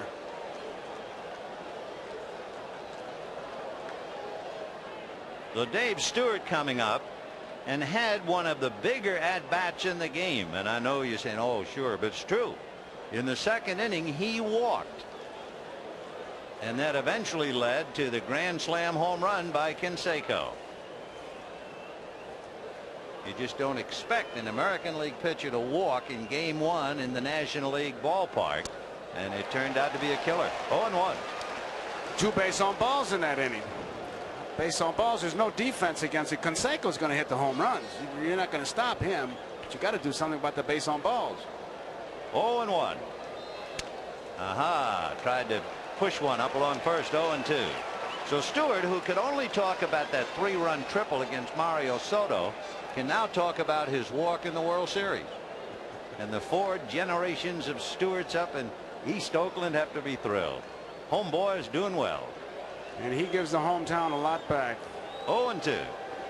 He was always one of the more popular Dodgers as he takes strike 3 for the first time tonight. The A's are gone in order. It's still 4-2 Oakland. Bottom of the 5th inning, Alfredo Griffin, then Tracy Woodson, and then the leadoff man Steve Sachs. Now there's Woodson. Griffin really pulls him in tight. Third base Lansford's on the grass, and McGuire is back, but not as back as far back as Hubbard. That's to the screen. Ball 2. 2-0.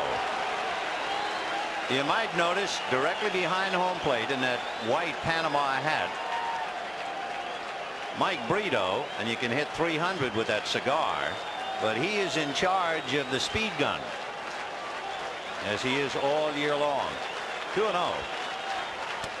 And that's ball 3. And of course, Stewart, remember, gave a 2-out walk to Hatcher in the 3rd. The last thing that Stu wants to do now is walk the leadoff hitter in the 5th. And he's done just that. On the heels of a 1-2-3 inning, that's the momentum. You're looking at Dave Duncan. What he looks at Stewart is the kick of the leg. He says he has to have a little bit of a pause there. If he goes right on through it, he's rushing it a bit because he's a wrapper. And what he means by that, he'll wrap that right hand around that ball, kind of bend his wrist a little bit. And Duncan really has him measured, because it was Duncan who suggested the fork ball, which really helped him.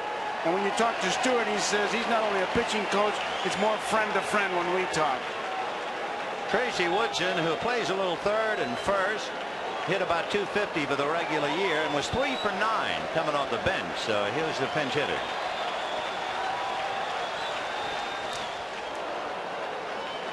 That's that good running fastball, the one that he keeps down. 0-1 the count. Watch his delivery now. He's got to have a little. He did have the pause, but see how he wraps that ball around. He's got that wrist kind of bent there. He said, and it really is what he watches. 0-1. Fastball, big chopper to shortstop. Weiss down to Hubbard, and that's all. Boy, it's not hit hard enough. Hubbard got off that bag in a hurry, didn't he? And Griffin right down there with him, so you have 1 away. Bruce Fremming of the National League, the umpire, at 2nd, and that'll bring up Steve Sachs. You know, Ben, it's easy to second guess, but Griffin did walk, and I know Woodson's a pinch hitter, but can he not go up there and at least take 1 strike? Amazing. I mean, maybe draw another base on balls. The first 2 pitches he did hit. You want the guy to swing the bat, but one strike is not too much to ask. Well, here's Steve Sachs. He was hit by the pitch in the first inning and flied to right in the third. Woodson had one stolen base during the regular year, and the Dodgers do not play hit and run with Sachs very much, if you're thinking along those lines. He slices one to right center. Henderson is there, makes the catch, and Woodson back to first. And now the batter will be Franklin Stubbs. This, of course, an interesting battle because Stewart has that really good low fastball. Stubbs is very much a low fastball hitter, and some of the better pitchers that Stewart has made tonight have been to Franklin, where he has taken off some of the smoke. He's got to use that fork ball, which will make his fastball a little more effective, but I think he wants to make a decision with the fork ball. Started him fastball on the corner. Keep the fastball up and in. Well, that wasn't what up and in. He'll drive the low hard stuff, that's pretty sure. Off speed, which would in Stewart's case mean the fork ball and split finger. 0-1. There it is. In the dirt, gets away way off to the left. Woodson to second and will hold there. And it was the pitcher, Dave Stewart, who had to run it down. He really got off the mound in a hurry. That was the split finger, because watch how hard he throws it, and I mean it just goes straight down, and Steinbach did get in front of it, but it hit his shin guard, and you don't know where it's going. Here, you look at it right here. There you can see the split. You can see the split right there. And those eyes, those are the kind of eyes that Dick Hauser used to call fighter pilot eyes. Tony La Russa, I think, calls it his death look. If you go out to take him out and he looks at you with those bulbs, it's his death look. But that he was bearing down on that one. I mean, his eyes widened out. He was going to throw that thing hard for a strike and threw it about 55 feet. 1 ball, 1 strike to Franklin Stubbs. Tracy Woodson at second. 2 out in the 5th inning. A's 4, Dodgers 2. Ground ball to first. McGuire will take it to the bag, and that's that. No runs, no hits, a man left, and at the end of 5. Oakland 4, Los Angeles 2. The totals through 5 innings. The Athletics 4 runs, 6 hits, and no errors. The Dodgers 2 runs, 2 hits, and no errors. The Dodgers using Tim Belcher, Tim Leary, and Brian Holton. And the Oakland A's relying on Dave Stewart, their 21-game winner during the regular year. And so far for Stewart, he is leading 4-2, although he gave up a 2-run home run in the first inning to Mickey Hatcher. That was wiped away on a grand slam home run by Jose Canseco in the second. In looking at the left on base numbers, you realize that Oakland could easily have broken this game into little pieces. They left 3 in the first, 1 in the second, 2 in the third, and 2 in the fourth, but they're still leading. Brian Holton will be pitching to Carney Lansford, then Dave Henderson and Jose Canseco. And the first pitch is hammered to left center. Shelby on the move, picks it off. 1 away. Brian Holton, an unsung member of the Dodger bullpen, greeted by a hard out off the bat of Carney Lansford. Good play by Shelby. 1 down, and Dave Henderson the batter. Brian Holton was telling us that in the league championship series and all the pressure, the first time he came in New York, he really was overcome with nerves. And you know what he did? He said out of nowhere he heard the old song, you know, you take the high road and I take the, and he began singing it while warming up, and it worked. It loosened him up. Next time he was brought in, he was singing it, and the chances are, as he came in from the bullpen, no one knows about it, but he was probably singing you take the high road again. 0-1. Of course, you wonder sometimes, under great pressure, under great emotional strain, how wonderful it would be if you had some reliable device to loosen up. You know what I used to hope for in a big game? First pitch would hit a foul tip and hit me. Not hurt me, but just give me enough pain to take my mind off it. Ground ball to Alfredo. 2 down. I'll show you another way to take pressure off a hitter. Let's say you have a great big guy coming up and the bases are loaded. Well, here's a good way to take the pressure off. Look at those arms. You see arms like that only in comic strips when they're drawn. Oh, did he know it was gone? And watch the cameraman hit the center field camera. He didn't duck either. 1 ball and no strikes to Canseco. I remember Wilbur Stargell, the Hall of Famer. Remember how big he was. And Wilbur said when he began his professional career, he weighed about 150 pounds. Canseco, when he was a teenager, weighed less than 170 pounds and was just under 6 feet.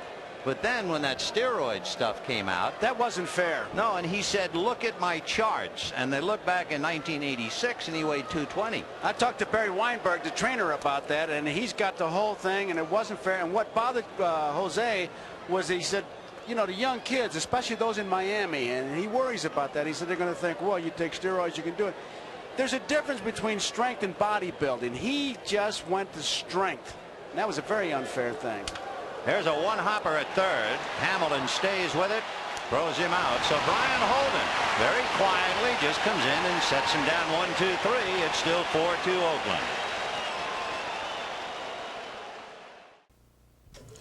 I was happy about my start. It isn't every day I find myself leading the league in hitting. To tell you the truth, though, I was even happier that the team was going so well. Look, there's better talent around. There's better talent on some teams in our division. But we always knew we had what it took to win. We just had to prove it to ourselves, and early on we did. Our confidence was so high, so real, I knew we could rise above the everyday ups and downs of the season.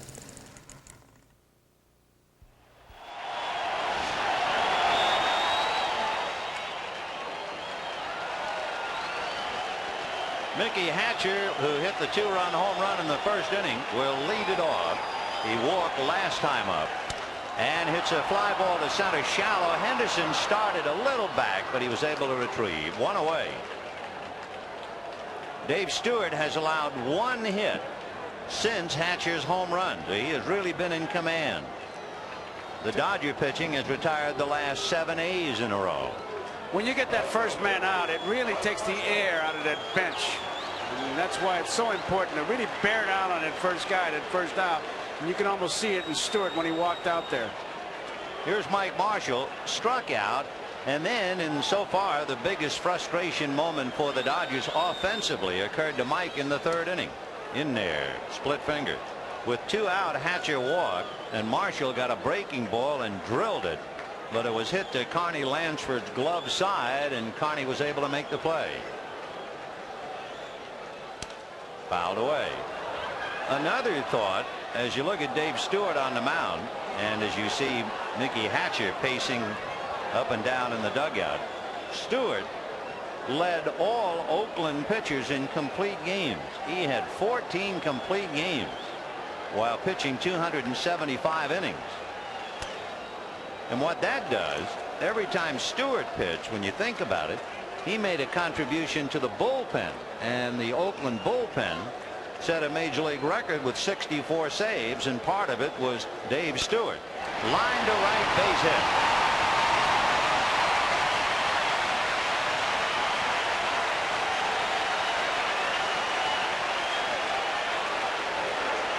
So the crowd here at Dodger Stadium has not had very much to cheer about since the first inning. But Marshall, a 1-out single. John Shelby, the batter. The Dodgers' first hit since the 2nd inning, and we're in the bottom of the 6th. Shelby grounded out and struck out. 0-1. Took something off, changed the speed, and Shelby was out in front. So when you get in a groove like that, it's really tough. I mean, they change speeds on you and put in good spots. You chase the bad ball. You just don't have any idea. And there's a ground ball up the middle. Base hit. Marshall to second. He will hold there. The ball hit the top of the mound and almost flattened it. And the Dodgers now with runners at first and second and 1 out. And Mike Scioscia, the batter. Shelby hits a fastball and right back up the middle. Stewart His follow-through not very good, and it's a base hit. It was a fastball, a good one in the strike zone, and Shelby really sent it right back up the middle. So 2 on and 1 out. And Mike Socia, the batter, he has popped up and flied to center, and the A's are moving around in the bullpen.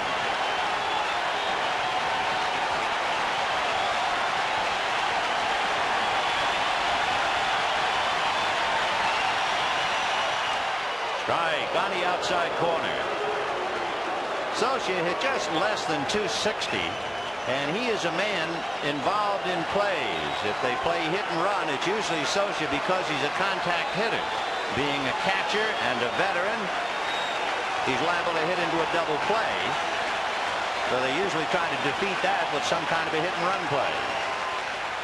And he bangs it into left, base hit. Here comes Marshall to score. Stopping at second is Shelby.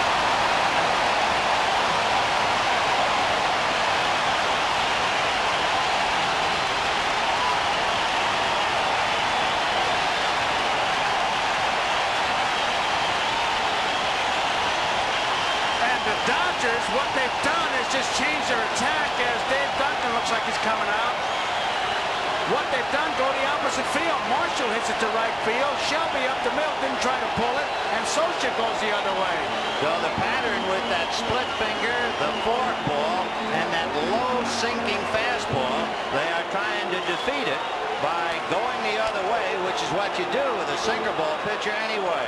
And Greg Catteray begins to loosen up in the Oakland bullpen.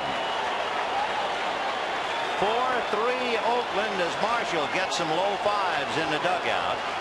And the batter will be Jeff Hamilton.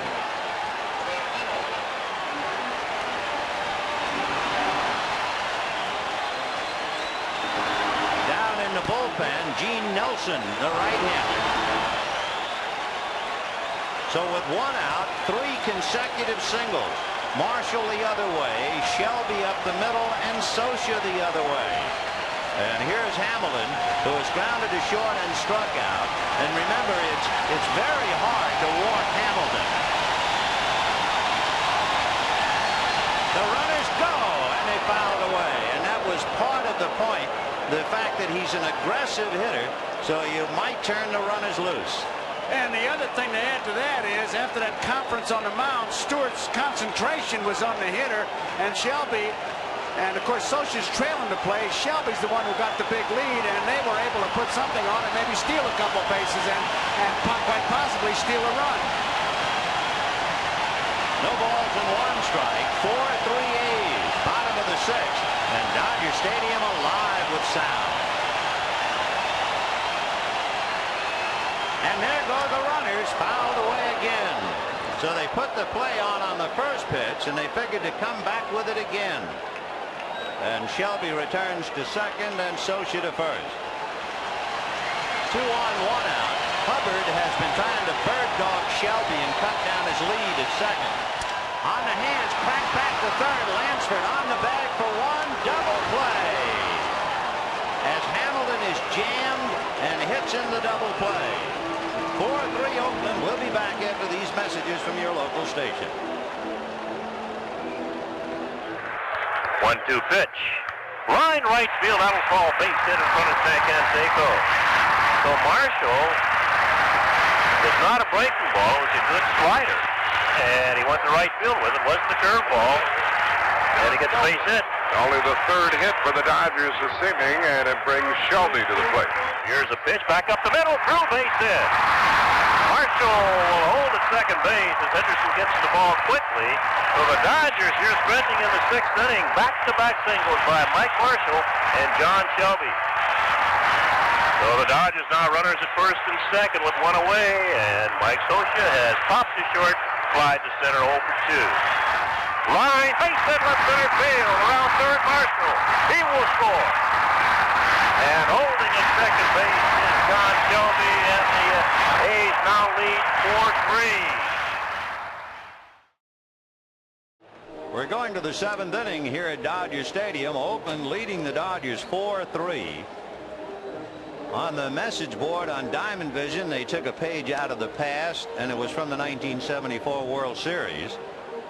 Yeah, that was the memorable play on the fly ball to right center by Reggie Jackson, where Joe Ferguson cut in front of Jimmy Wynn and threw to the plate to nail Sal Bando on a good play by Steve Yeager. That was in 1974. And in talking about that Oakland Dodgers series, the A's won it 4-1. One game they won 5-2. The other 4 games were all decided 3-2. They were tough ones, and we're starting off that way tonight. 4-3 Oakland in the 7th. Parker, McGuire, and Steinbach in that order.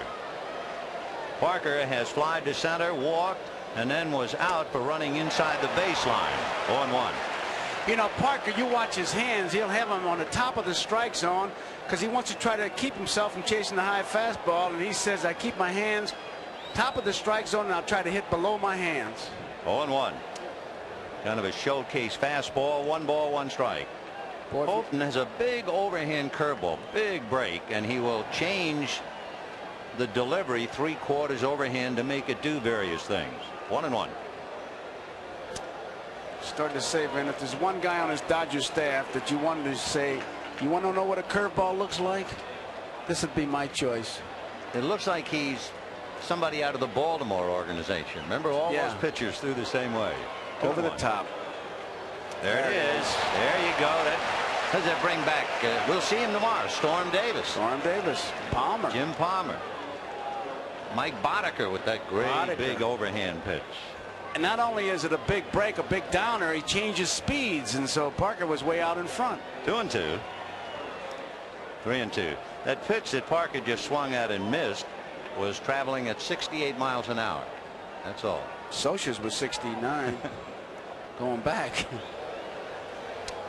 And he missed the curveball inside. He had them all set up and missed the corner. So Parker draws a walk. And for Lasorda, he has to be saying to himself, that's great.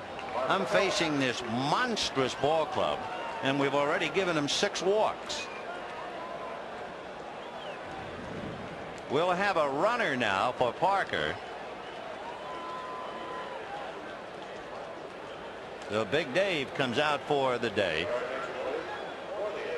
And we can see Stan Javier running for him at first base.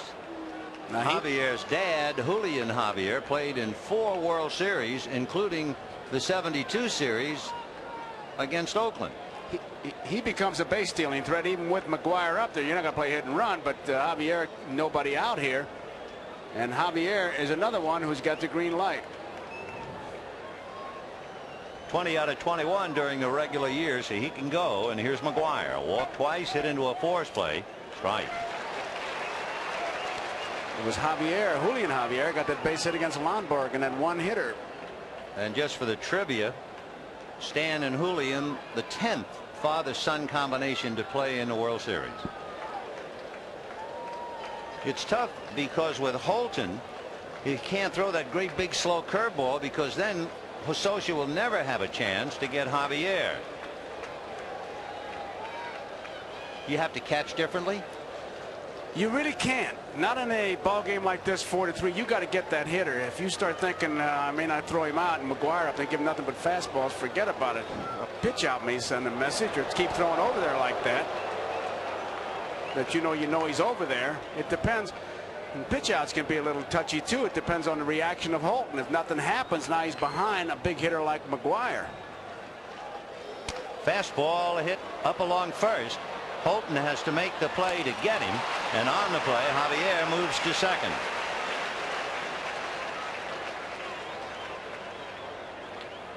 Jose Canseco, whose dramatic grand slam home run in the 2nd inning brings up a point. We remind our viewers we'll be selecting the NBC Miller Lite Player of the Game at the conclusion of the ball game. Terry Steinbach flied to center, singled, and struck out.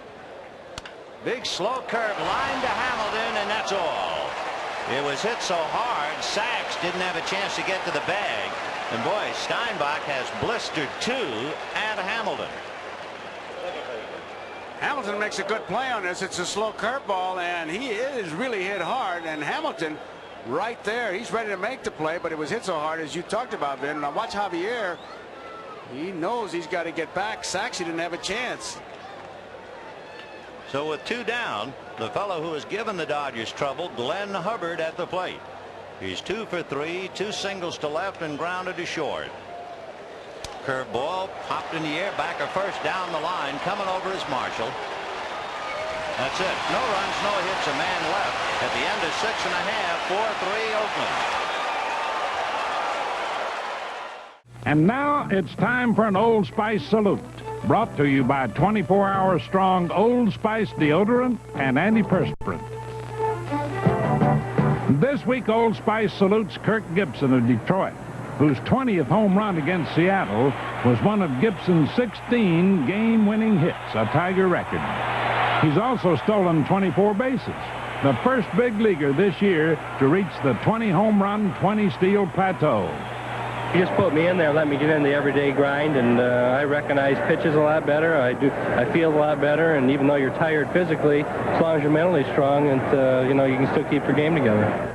He also got 2 of Detroit's 20 hits against Oakland, the Tiger 20-year game high. Congratulations, Kirk. And that's all for now, folks. See you next week on This Week in Baseball. Stan Javier, who ran for Dave Parker, stays in the game in left field. 4-3 A's, bottom of the 7th. Alfredo Griffin takes a strike. Alfredo single to right and walked. 1 for 1. Made a couple of good plays in the field. And bunts. Over to get it. Carney Lansford got him. Lansford was in. He's been in all night. And what Griffin tried to do was get it past Stewart, which he did, but couldn't get it past Lansford. See how tight he's playing over at third base. McGuire was back. I thought he might try to drag it, but he could not. Lansford was right there. Had a little trouble getting the ball out of his glove, but it was not that close. The Dodgers go to the bench again. Jose Gonzalez will bat for Holton. So the Dodgers use Danny Heap to bat for Belcher. He hit a ground ball to short. Tracy Woodson hit for Leary and hit into a force play. And now young Jose Gonzalez. And I'll tell you, La Russa doesn't make, he doesn't wait too long before he gets Eckersley in there. I mean, he gets that 9th inning, he may just bring him in to close it down regardless of what Stewart is doing. Jose Gonzalez was the Dodgers' leading candidate for the Frequent Flyer Award as we look at another former Dodger, Rick Honeycutt, tuning up in the bullpen. I tell you, both ball clubs really have some great bullpens. Lansford right at the bag at third. And the breaking ball lunged at. The Carney maybe 2-3 feet off the bag by the time that pitch was made. Chased that fastball that sinks, and the count 0-2. 1-2 to Jose Gonzalez. Gonzalez signed his first professional contract. He was only 16 years old back in 1981. He's from the Dominican Republic. And down he goes. There was that high fastball. I tell you, when you throw 2 pitches like he did for quick strikes, it's almost like putting handcuffs on a hitter. High fastball, just rides it high. So with 2 out in the 7th inning, the batter is Steve Sachs. La Russa checking with Dave Duncan, who's in contact with that bullpen. That's only the 4th strikeout for Dave Stewart tonight. He's had some big strikeouts. He struck out as many as 11 in a game this year. But he's had really only 1 tough inning, and that was the 6th inning when he gave up 3 consecutive singles. And then he cracked Hamilton's bat when he jammed him, and Jeff hit into the double play. On the hands, a shot off the glove, and Sachs fell down, leaving home, and he'll settle with a single. Ripped it off Carney Lansford's glove, and then he took a header. He really broke out of the box, and he would not have gotten a 2-base hit, but Lansford guarding that line, he has to go to his left, can't come up with it, this short hop. Now here's Sachs. Now watch him break out of there. He sees it get by, and he starts, and he'll go down right there. So a 2-out single by Steve Sachs brings up Franklin Stubbs. 2 fly balls grounded out, 0 for 3. Sachs is one of those guys can go anytime he thinks he gets a jump, and he'll want to go. There he goes. The pitch, a strike. The throw down, he's stolen it. The throw was on the shortstop side of the bag. Steinbach had a lot on it, but that was the difference in that play. He gets a good ball to handle. Now watch where the throw goes. He's got to come back, and that's where he loses the play right there. If it's on the second base, on the first base side, he's got him. 1-1. And there's a high fly ball into right field. Canseco going back under it and makes the play for the out. Stubbs grabbed his helmet with both hands. Evidently, he got a pitch, and he let it get away. 4-3 Oakland. Swinging a high fly ball to right will be caught by Canseco back at the track, and he makes the catch for the out. And Stubbs didn't miss that one by much. Just missed it. Alejandro Pena becomes the 4th Dodger pitcher. Belcher, Leary, Holton, and Pena. Leary and Holden shut down the A's for 5 innings without a run, but the damage had already been done. A grand slam home run in the 2nd inning by Jose Canseco. So now in the 8th inning, Oakland still leading 4-3 with Walt Weiss, followed by Dave Stewart, and then Carney Lansford. Weiss, a switch hitter, has struck out, flied to left, and grounded out. 0 for 3. Fastball popped up on the right side, and Sachs will handle it. 1 down.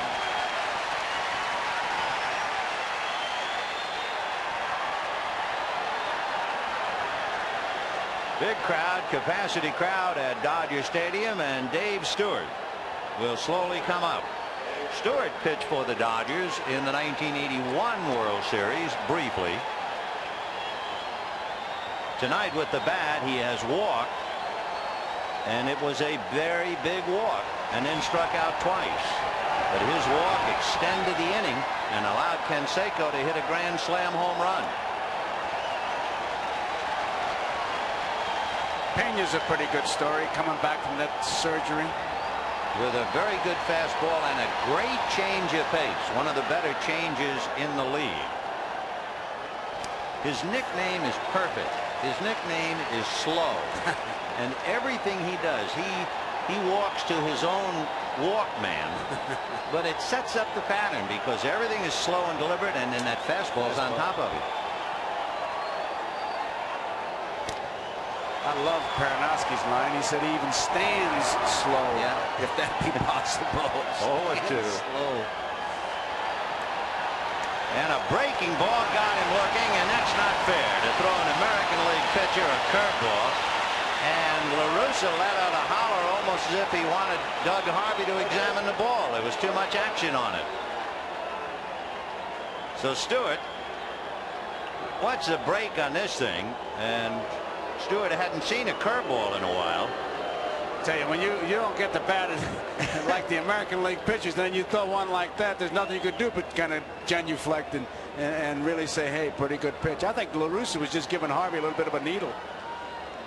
With 2 down in the 8th inning, Carney Lansford, the batter, struck out and walked, hit into a forced play, and flied to center.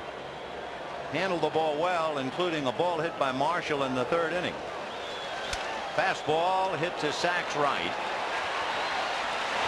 So Pena sets him down. The A's have not had a hit since Henderson's double in the 4th, but it's still 4-3 Oakland.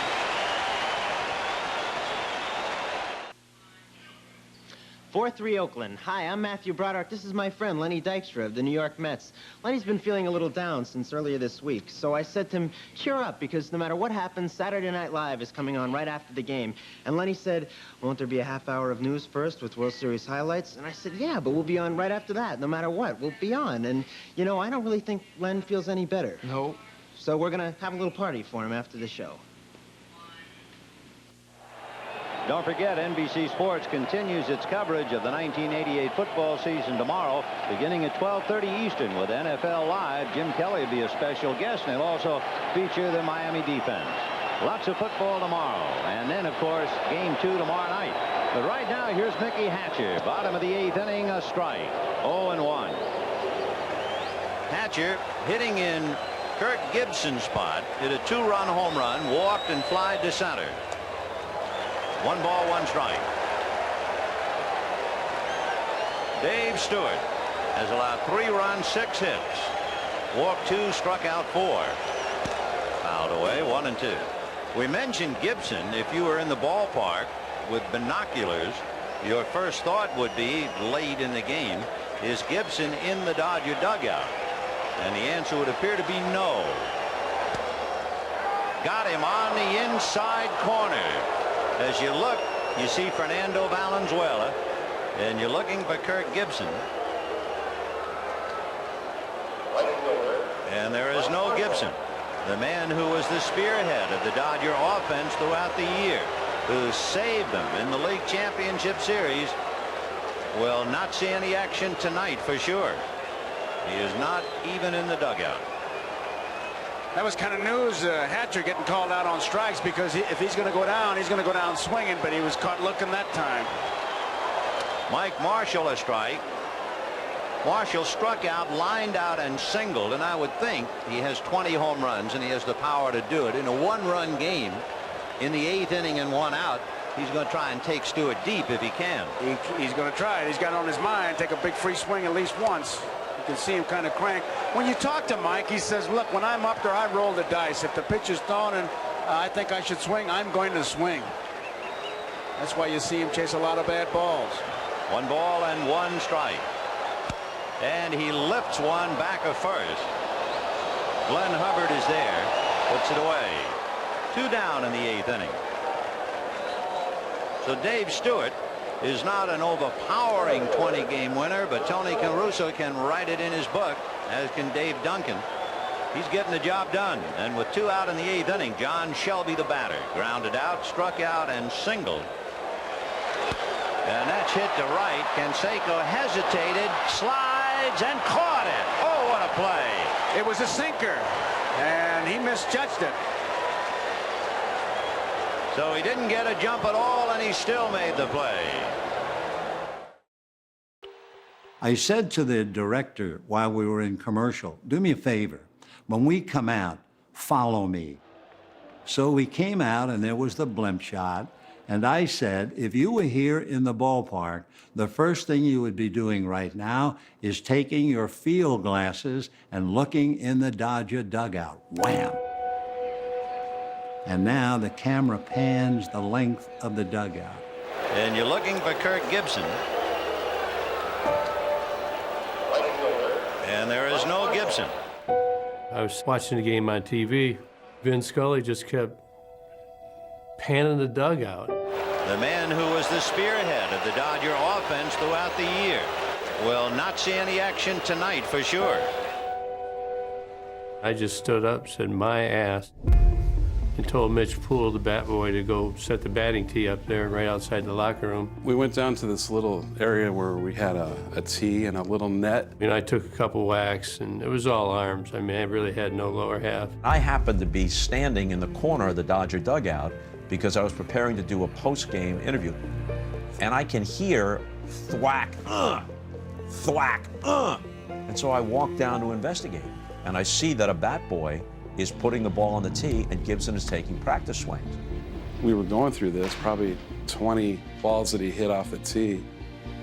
He just stopped, and I looked up at him, and he goes, you know, Mitch, this could be the script. And I said, go get Tommy. I ran on down there, and I was screaming at Lasorda. I could hear Tommy ragging Mitch. Damn it, Mitch, I'm managing a baseball game. He goes, what do you want? And I said, Gibby's up there. He said he can hit for you, so you might want to go talk to him. Tommy comes waddling up this runway right there. I said, hit Davis 8th, I'll hit 9th. And he said, I can't run. And I said, well, if it's 2 outs, you don't have to run. You hit the ball out of the ballpark, you don't have to run fast. Shelby hit a sinker. Canseco kind of misjudges it, but watch him, he slides, and right in that webbing, that big glove really comes in handy. No way he could have made a two-handed catch there. It's sinking all the way. Boy, a big man in a big spotlight, turning in a big job. I tell you, we said it before, he can beat you with the glove, the bat, the arm, the legs. He's a complete athlete. Dave Henderson fouling it back. He'll be followed by Canseco and then Stan Javier. fastball. Good one. 1-2. Got him. So he blows away Henderson. 1 out in the top of the 9th inning. We talked about the Canseco and the steroid story with Thomas Boswell at the Washington Post wrote. I asked Canseco yesterday, and here's what he had to say about it, Ben. Basically, I know it's more or less just like a practical joke.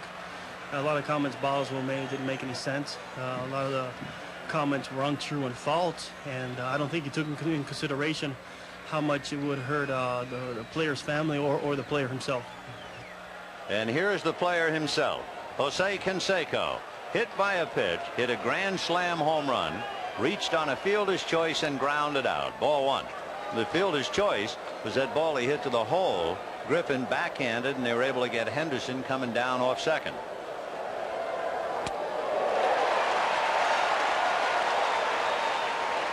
Talk about Hubbard looking like he fell off a cough drop box. This guy looked like he walked right out of a soap opera.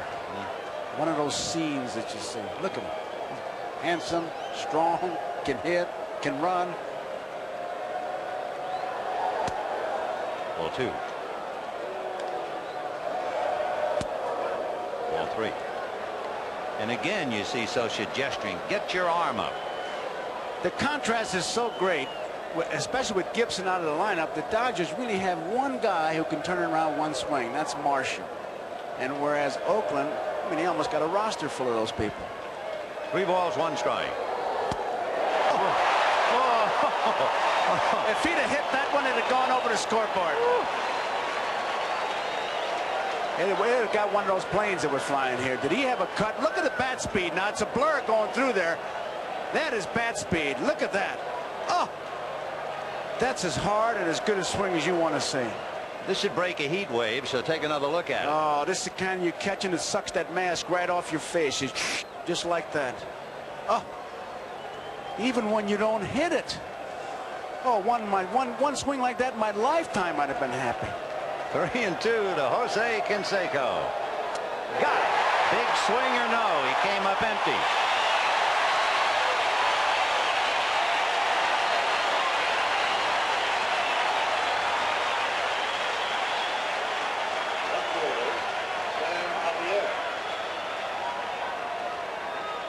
Not quite as hard that time, but he still had a pretty good cut. It's in that 2-strike defensive stance that they take, but he can still hit that ball a long way. I wonder if he ever took a half swing.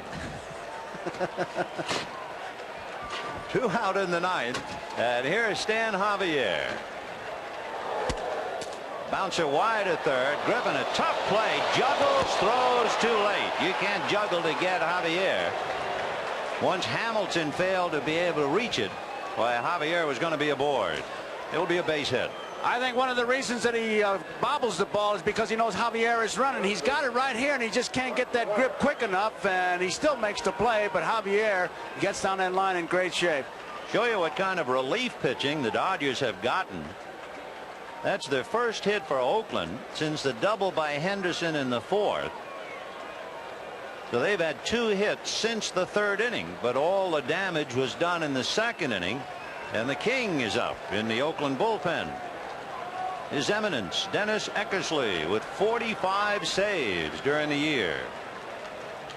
The MVP against Boston in the League Championship Series. And here's McGuire. And see, he doesn't have much of a lead there. And of course, you know, he's got the green light as always. You don't know what. But for me, I'd say stay there and let McGuire take his cuts. Lifted high and down the right field line. High enough for Marshall to get under it in foul ground. He had to come a long way. Nice play. No runs, 1 hit. And Dennis the Menace is on his way to the mound.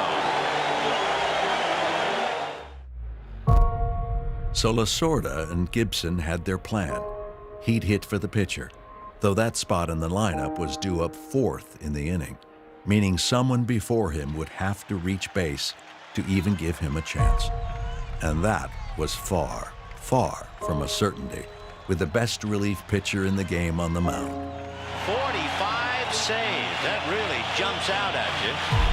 Eckersley was the gold standard. He was virtually untouchable. We go to the bottom of the ninth inning here at Dodger Stadium in Game 1. The A's, riding the wings of a grand slam home run by Jose Canseco, now make two changes. Ron Hasse behind the plate, and on the mound, the MVP in the League Championship Series, Dennis Eckersley. 45 saves. That really jumps out at you. And during the course of the year, he saved 8 games for Dave Stewart. And Mike Scioscia will start it off. Ball 1. Vinny's had 8 saves that were less than an inning. 21 saves were just 1 inning. 8 saves were an inning or an inning and 2/3. And an 8 save, 2 innings. That's as much as he goes. Popped up around the bag at second. It'll be Walt Weiss. 1 down. So Eckersley with 45 saves is not a hard worker. In fact, only 15 of those 45 saves did he work more than 1 inning. And he never worked more than 2. A reminder, coming up next, except on the West Coast, local news and Saturday Night Live. 1 out in the ninth. And young Jeff Hamilton coming up. It is Hamilton who had the closest shot tonight to get the Dodgers into the game. With 1 out in the 6th inning, the Dodgers had consecutive singles by Marshall, Shelby, and Scioscia for a run. And with runners at first and second and 1 out, Hamilton hit into a double play. He fouled it away. He broke his bat in doing it. And the Dodgers really have not been heard from since. Eckersley sidearms you, and he'll make you give ground, and he really hits that outside corner. He will come inside, but he really likes that strike on the outside corner. And there's Gibson. 0-1. In there. Seeing him with a helmet on, you have a former Oakland A's out on deck, Mike Davis. Well, we'll see what all that means. I doubt if he'd be up there to hit for Davis. I think that it'll be up to Davis to extend the inning to allow Gibson one last shot. 0-2. Sidearm, mean, strike 3 call. That came from around the corner. That's what he does. He sidearms you, makes you give, and lives on that outside corner. And then if you get too close, he'll push you back, but he doesn't like to throw that many inside strikes. So Mike Davis will come up now, one former Oakland A, to hit for another, Alfredo Griffin. Davis, like Alfredo Griffin, had a very, very difficult time adjusting over in the National League. He hit less than 200. And with that swing of his, they expected him to manufacture some home runs, and he had only 2. Time, no pitch. When Davis played at Oakland, he hit 22 home runs, 19 home runs, 24 home runs, but only 2 in the National League. Boy, Eckersley really comes at you. He throws nothing but strikes. He challenges everybody. Fouled away, off to the left and out of play. 0-1. By the way, Gibson is not on deck. Dave Anderson is.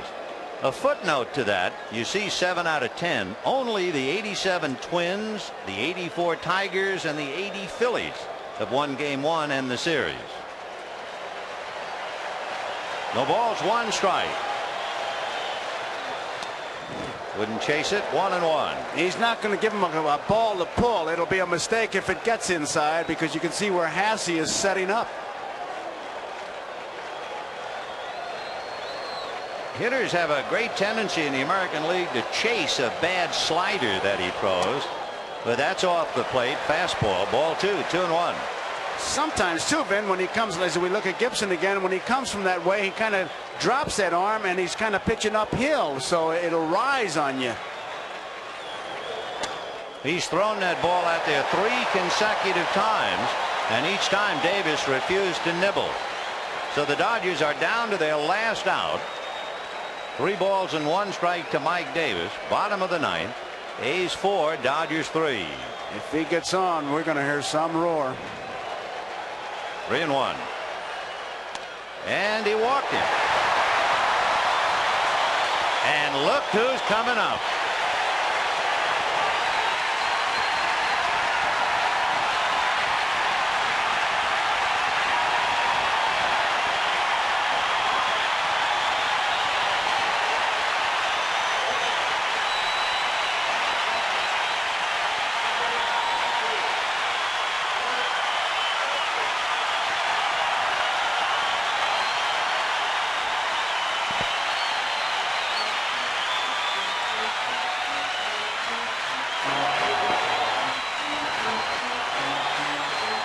All year long, they looked to him to light the fire, and all year long, he answered the demands until he was physically unable to start tonight with two bad legs, the bad left hamstring and the swollen right knee.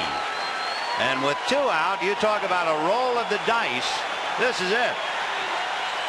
If he hits the ball on the ground, I would imagine he would be running 50% to first base. So the Dodgers trying to catch lightning right now. Fouled away. He was, complaining about the fact that with the left knee bothering him, he can't push off.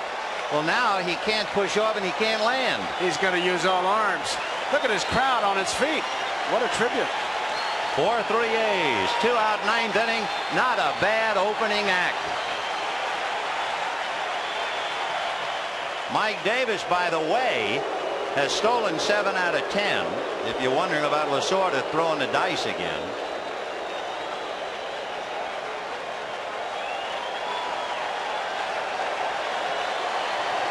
Oh, and 1.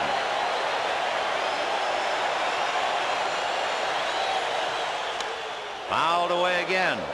And he's staying on an outside corner. He's not going to give him a ball to pull. With Davis, he just missed. But here's 2 quick strikes, both fastballs that kind of tail away at the outside part. Hasse is not even flirted with the inside part of that plate. You saw Dave Duncan gesturing. He was gesturing to Carney Lansford at third. 0-2 to Gibson. The infield is back with 2 out and Davis at first. Now Gibson during the year, not necessarily in this spot, but he was a threat to bunt. No way tonight, no wheels. They're plenty deep in the outfield and a lot of room. They're playing him straight away in center field. Look at it, right down the line. He's a threat now with 2 strikes. No balls, 2 strikes, 2 out.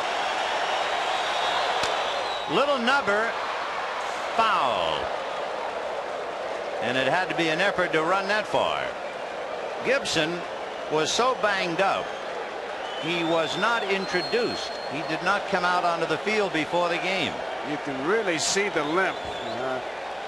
He's not driving that ball. It was by him.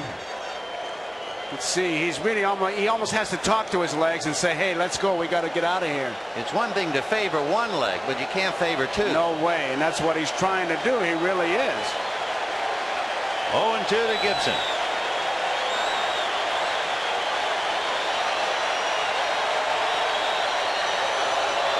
Ball 1. And a throw down to first. Davis just did get back. Good play by Ron Hasse using Gibson as a screen. He took a shot at the runner, and Mike Davis didn't see it for that split second, and that made it close. A lot of times what you do, you'll give a sign to the first baseman, say, now be there. They call it now be there play. If I get the ball, I'm going to throw it. 14 fastballs in a row. That's all he's been throwing. There goes Davis, and it's fouled away. So Mike Davis, who had stolen 7 out of 10 and carrying the tying run, was on the move. Gibson shaking his left leg, making it quiver like a horse trying to get rid of a troublesome fly. 2-2.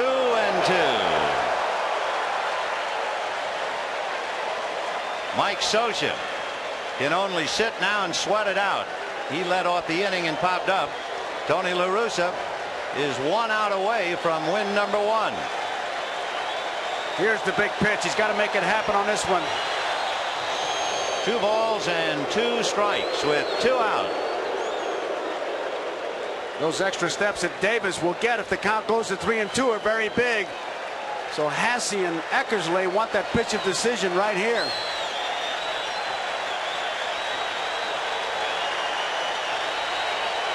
There he goes, way outside. He's stolen it.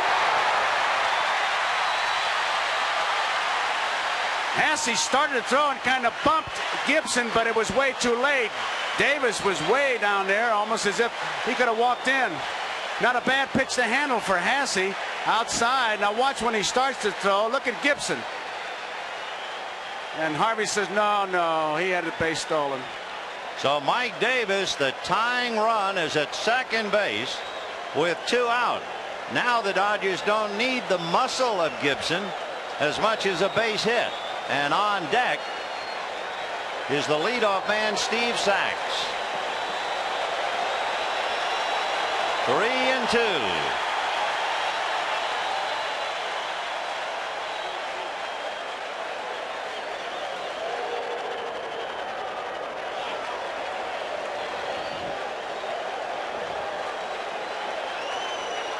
Sachs waiting on deck, but the game right now is at the plate. High fly ball into right field. She is gone.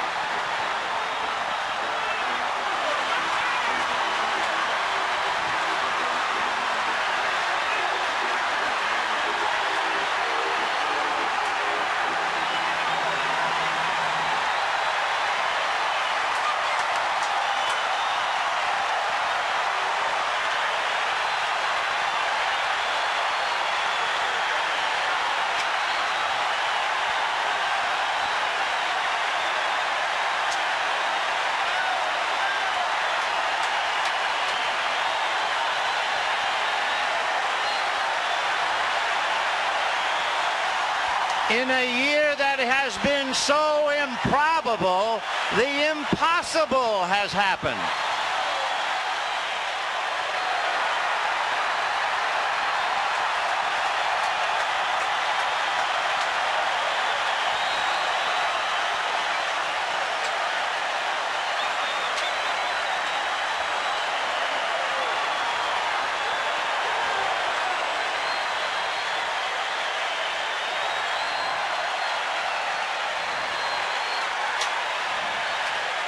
And now the only question was, could he make it around the base paths unassisted?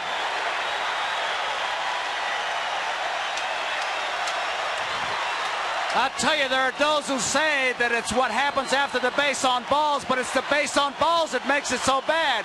A home run would have tied it, but the walk gives him the win. And Eckersley, who doesn't walk that many, really gets burned here.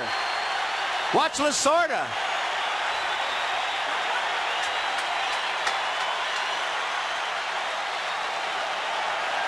You know, I said it once before, a few days ago, that Kirk Gibson was not the most valuable player, that the most valuable player for the Dodgers was Tinkerbell. But tonight, I think Tinkerbell backed off for Kirk Gibson. And look at Eckersley, shocked to his toes.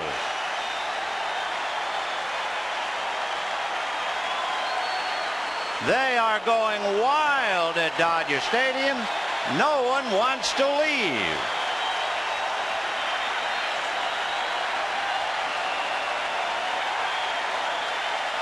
Dennis Eckersley allowed 5 home runs all year. We'll be back. Sidearm, mean, strike 3 call. That came from around the corner. So many times Eckersley had the final word. And now, with 2 out, only Mike Davis stood in his way. And he walked it. And look who's coming up. But this time, the story would not end without one more most improbable chapter. Before the game, he told me he couldn't do anything. And I was in the dugout planning on the bottom of the 9th inning, how I was going to work the bottom of the 9th inning. When the bat boy came down and told me that Gibson could hit, and I ran up there immediately to find out if it was true or not. And Gibby said, "Hey, I can hit for you." He didn't stick around, I know that. Well, that's all he wanted to hear. He took off, like, oh, don't change your mind. And I went out in the dugout after there was 2 outs, and took my bat out there and was just praying that Mike would get on base or he would tie it up or just do something. I'd have the opportunity. All year long, they look to him to light the fire, and all year long, he answered the demand. When I got out there, it started warming up, and the fans were outstanding, and the adrenaline started flowing, and I just got in there. Fouled away. There was a lot of visualization, a lot of talking to yourself and telling you love these situations. I refused to think about how I was feeling, even though it was hindering me my swing somewhat. 0-1.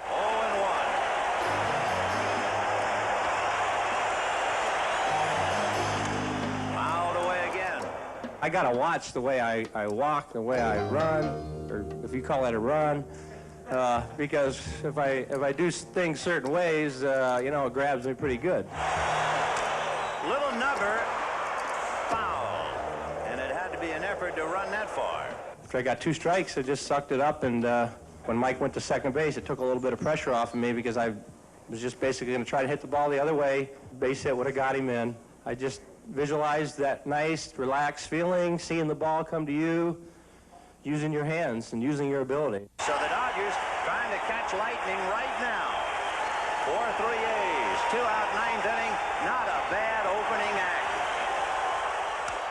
High fly ball into right field. She is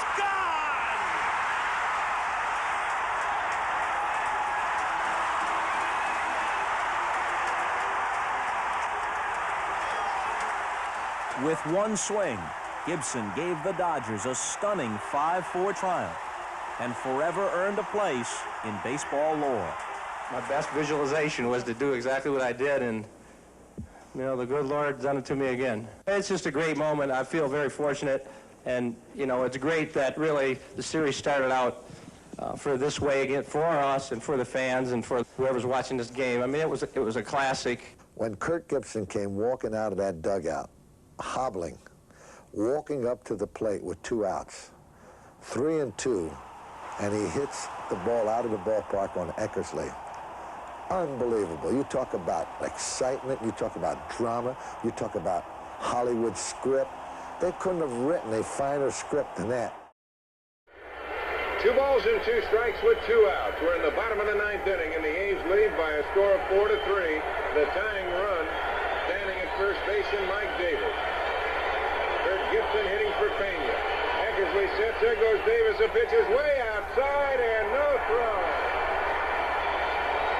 So the Dodgers put the tying run in scoring position, and now Eckersley wants to talk to Hasse.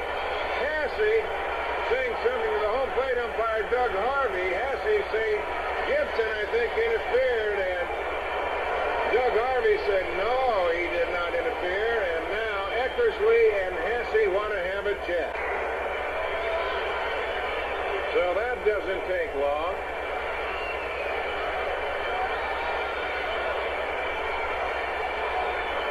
Now Davis standing at second. A full count to Gibson. 3 balls and 2 strikes, and the crowd on their feet.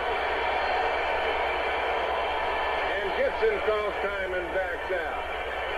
So the battle of minds starts to work a little bit. Gibson a deep side, re-gripping the bat. Shoulders just shrugged. Now goes to the top of the helmet as he always does. Steps in with that left foot.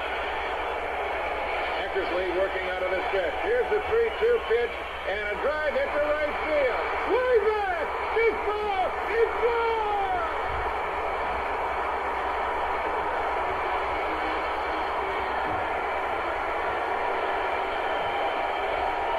This crowd will not stop. They can't believe the ending. And this time, Mighty Casey did not strike out. Mike Davis at second base with 2 out. 3-2 to Gibson. A base hit would tie it. A home run would win it for the Dodgers. If Gibson gets on, Sachs comes up. From the stretch, time called by Gibson. And if he does get on, that would make Lasorda make another decision. He'd have to use a base runner because he doesn't want that force at second base. Yeah, he would run for Gibson and have Sachs batting. But we have a big 3-2 pitch coming here. from Eckersley. Gibson swings and a fly ball to deep right field. This is going to be a home run. Unbelievable! A home run for Gibson. And the Dodgers have won the game 5-4. I don't believe what I just saw. I don't believe what I just saw. Is this really happening, Bill? It is happening, and they've got to help him home. The third base coach, Joe Malfitano, had to give him a little push, and all the Dodgers are around home plate. I don't believe what I just saw. One of the most remarkable finishes to any World Series game. A one-handed home run by Kirk Gibson, and the Dodgers have won it 5-4. And I am stunned, Bill. I have seen a lot of dramatic finishes in a lot of sports, but this one might top almost every other one. It was a moment that we have never seen before, and the Athletics, they were obviously stunned too, Jack, but they're gone, and they've got their heads down. How could he do it? I guarantee you this, the parking lot at Chavez Ravine is empty. Nobody has left their seats, and now the man of the hour is back out on the field. Kirk Gibson, have you ever had a feeling like this? Well, it's hard to match, I'll say that, and you know, it's I guess a storybook. I was very disappointed today because I knew I couldn't play. I knew I'd be a detriment, and I got an injection today, and I was very sore, but I saw the opportunity. I knew we could get a guy on base. The pitcher was coming up, and I figured if I got out there and the fans started cheering, that I could suck it up for 1AB, and maybe something good would happen, and it happened. How much pain were you in at the plate? Well, it was tough. You know, pushing off my front foot, and my other hamstring was hurting me. I got two bad legs, but you know, when I got two strikes on, I just decided to buckle it down, and Mike got the second. I knew I really didn't have to hit a home run. I kind of was going to shorten up and try and drive the ball the other way, and I got a breaking ball that he got out. It was low, the ball I like to hit, and I was just fortunate. The good Lord gave me this wonderful moment. Did you know it was gone the instant you hit it? A pretty good idea, and you know, we've had some tough times, but you know, what a team. We've been saying it all year, and if it wasn't for my teammates, I wouldn't even have got the opportunity to remember this moment. We were standing in the runway, and we could hear you taking batting practice off the tee back at the end of the tunnel. We didn't even think you'd be available for pinch hitting duty, and I know Lasorda walked back to talk to you. How did that conversation go? Well, I've been in the training room all day, or all night, getting treatment, and in fact, I heard Vince Scully say they were panning the dugout looking for me, saying it didn't look like I was going to be able to play, and I said, that's enough. Went and put an ice bag on there and numbed my knee up best I could.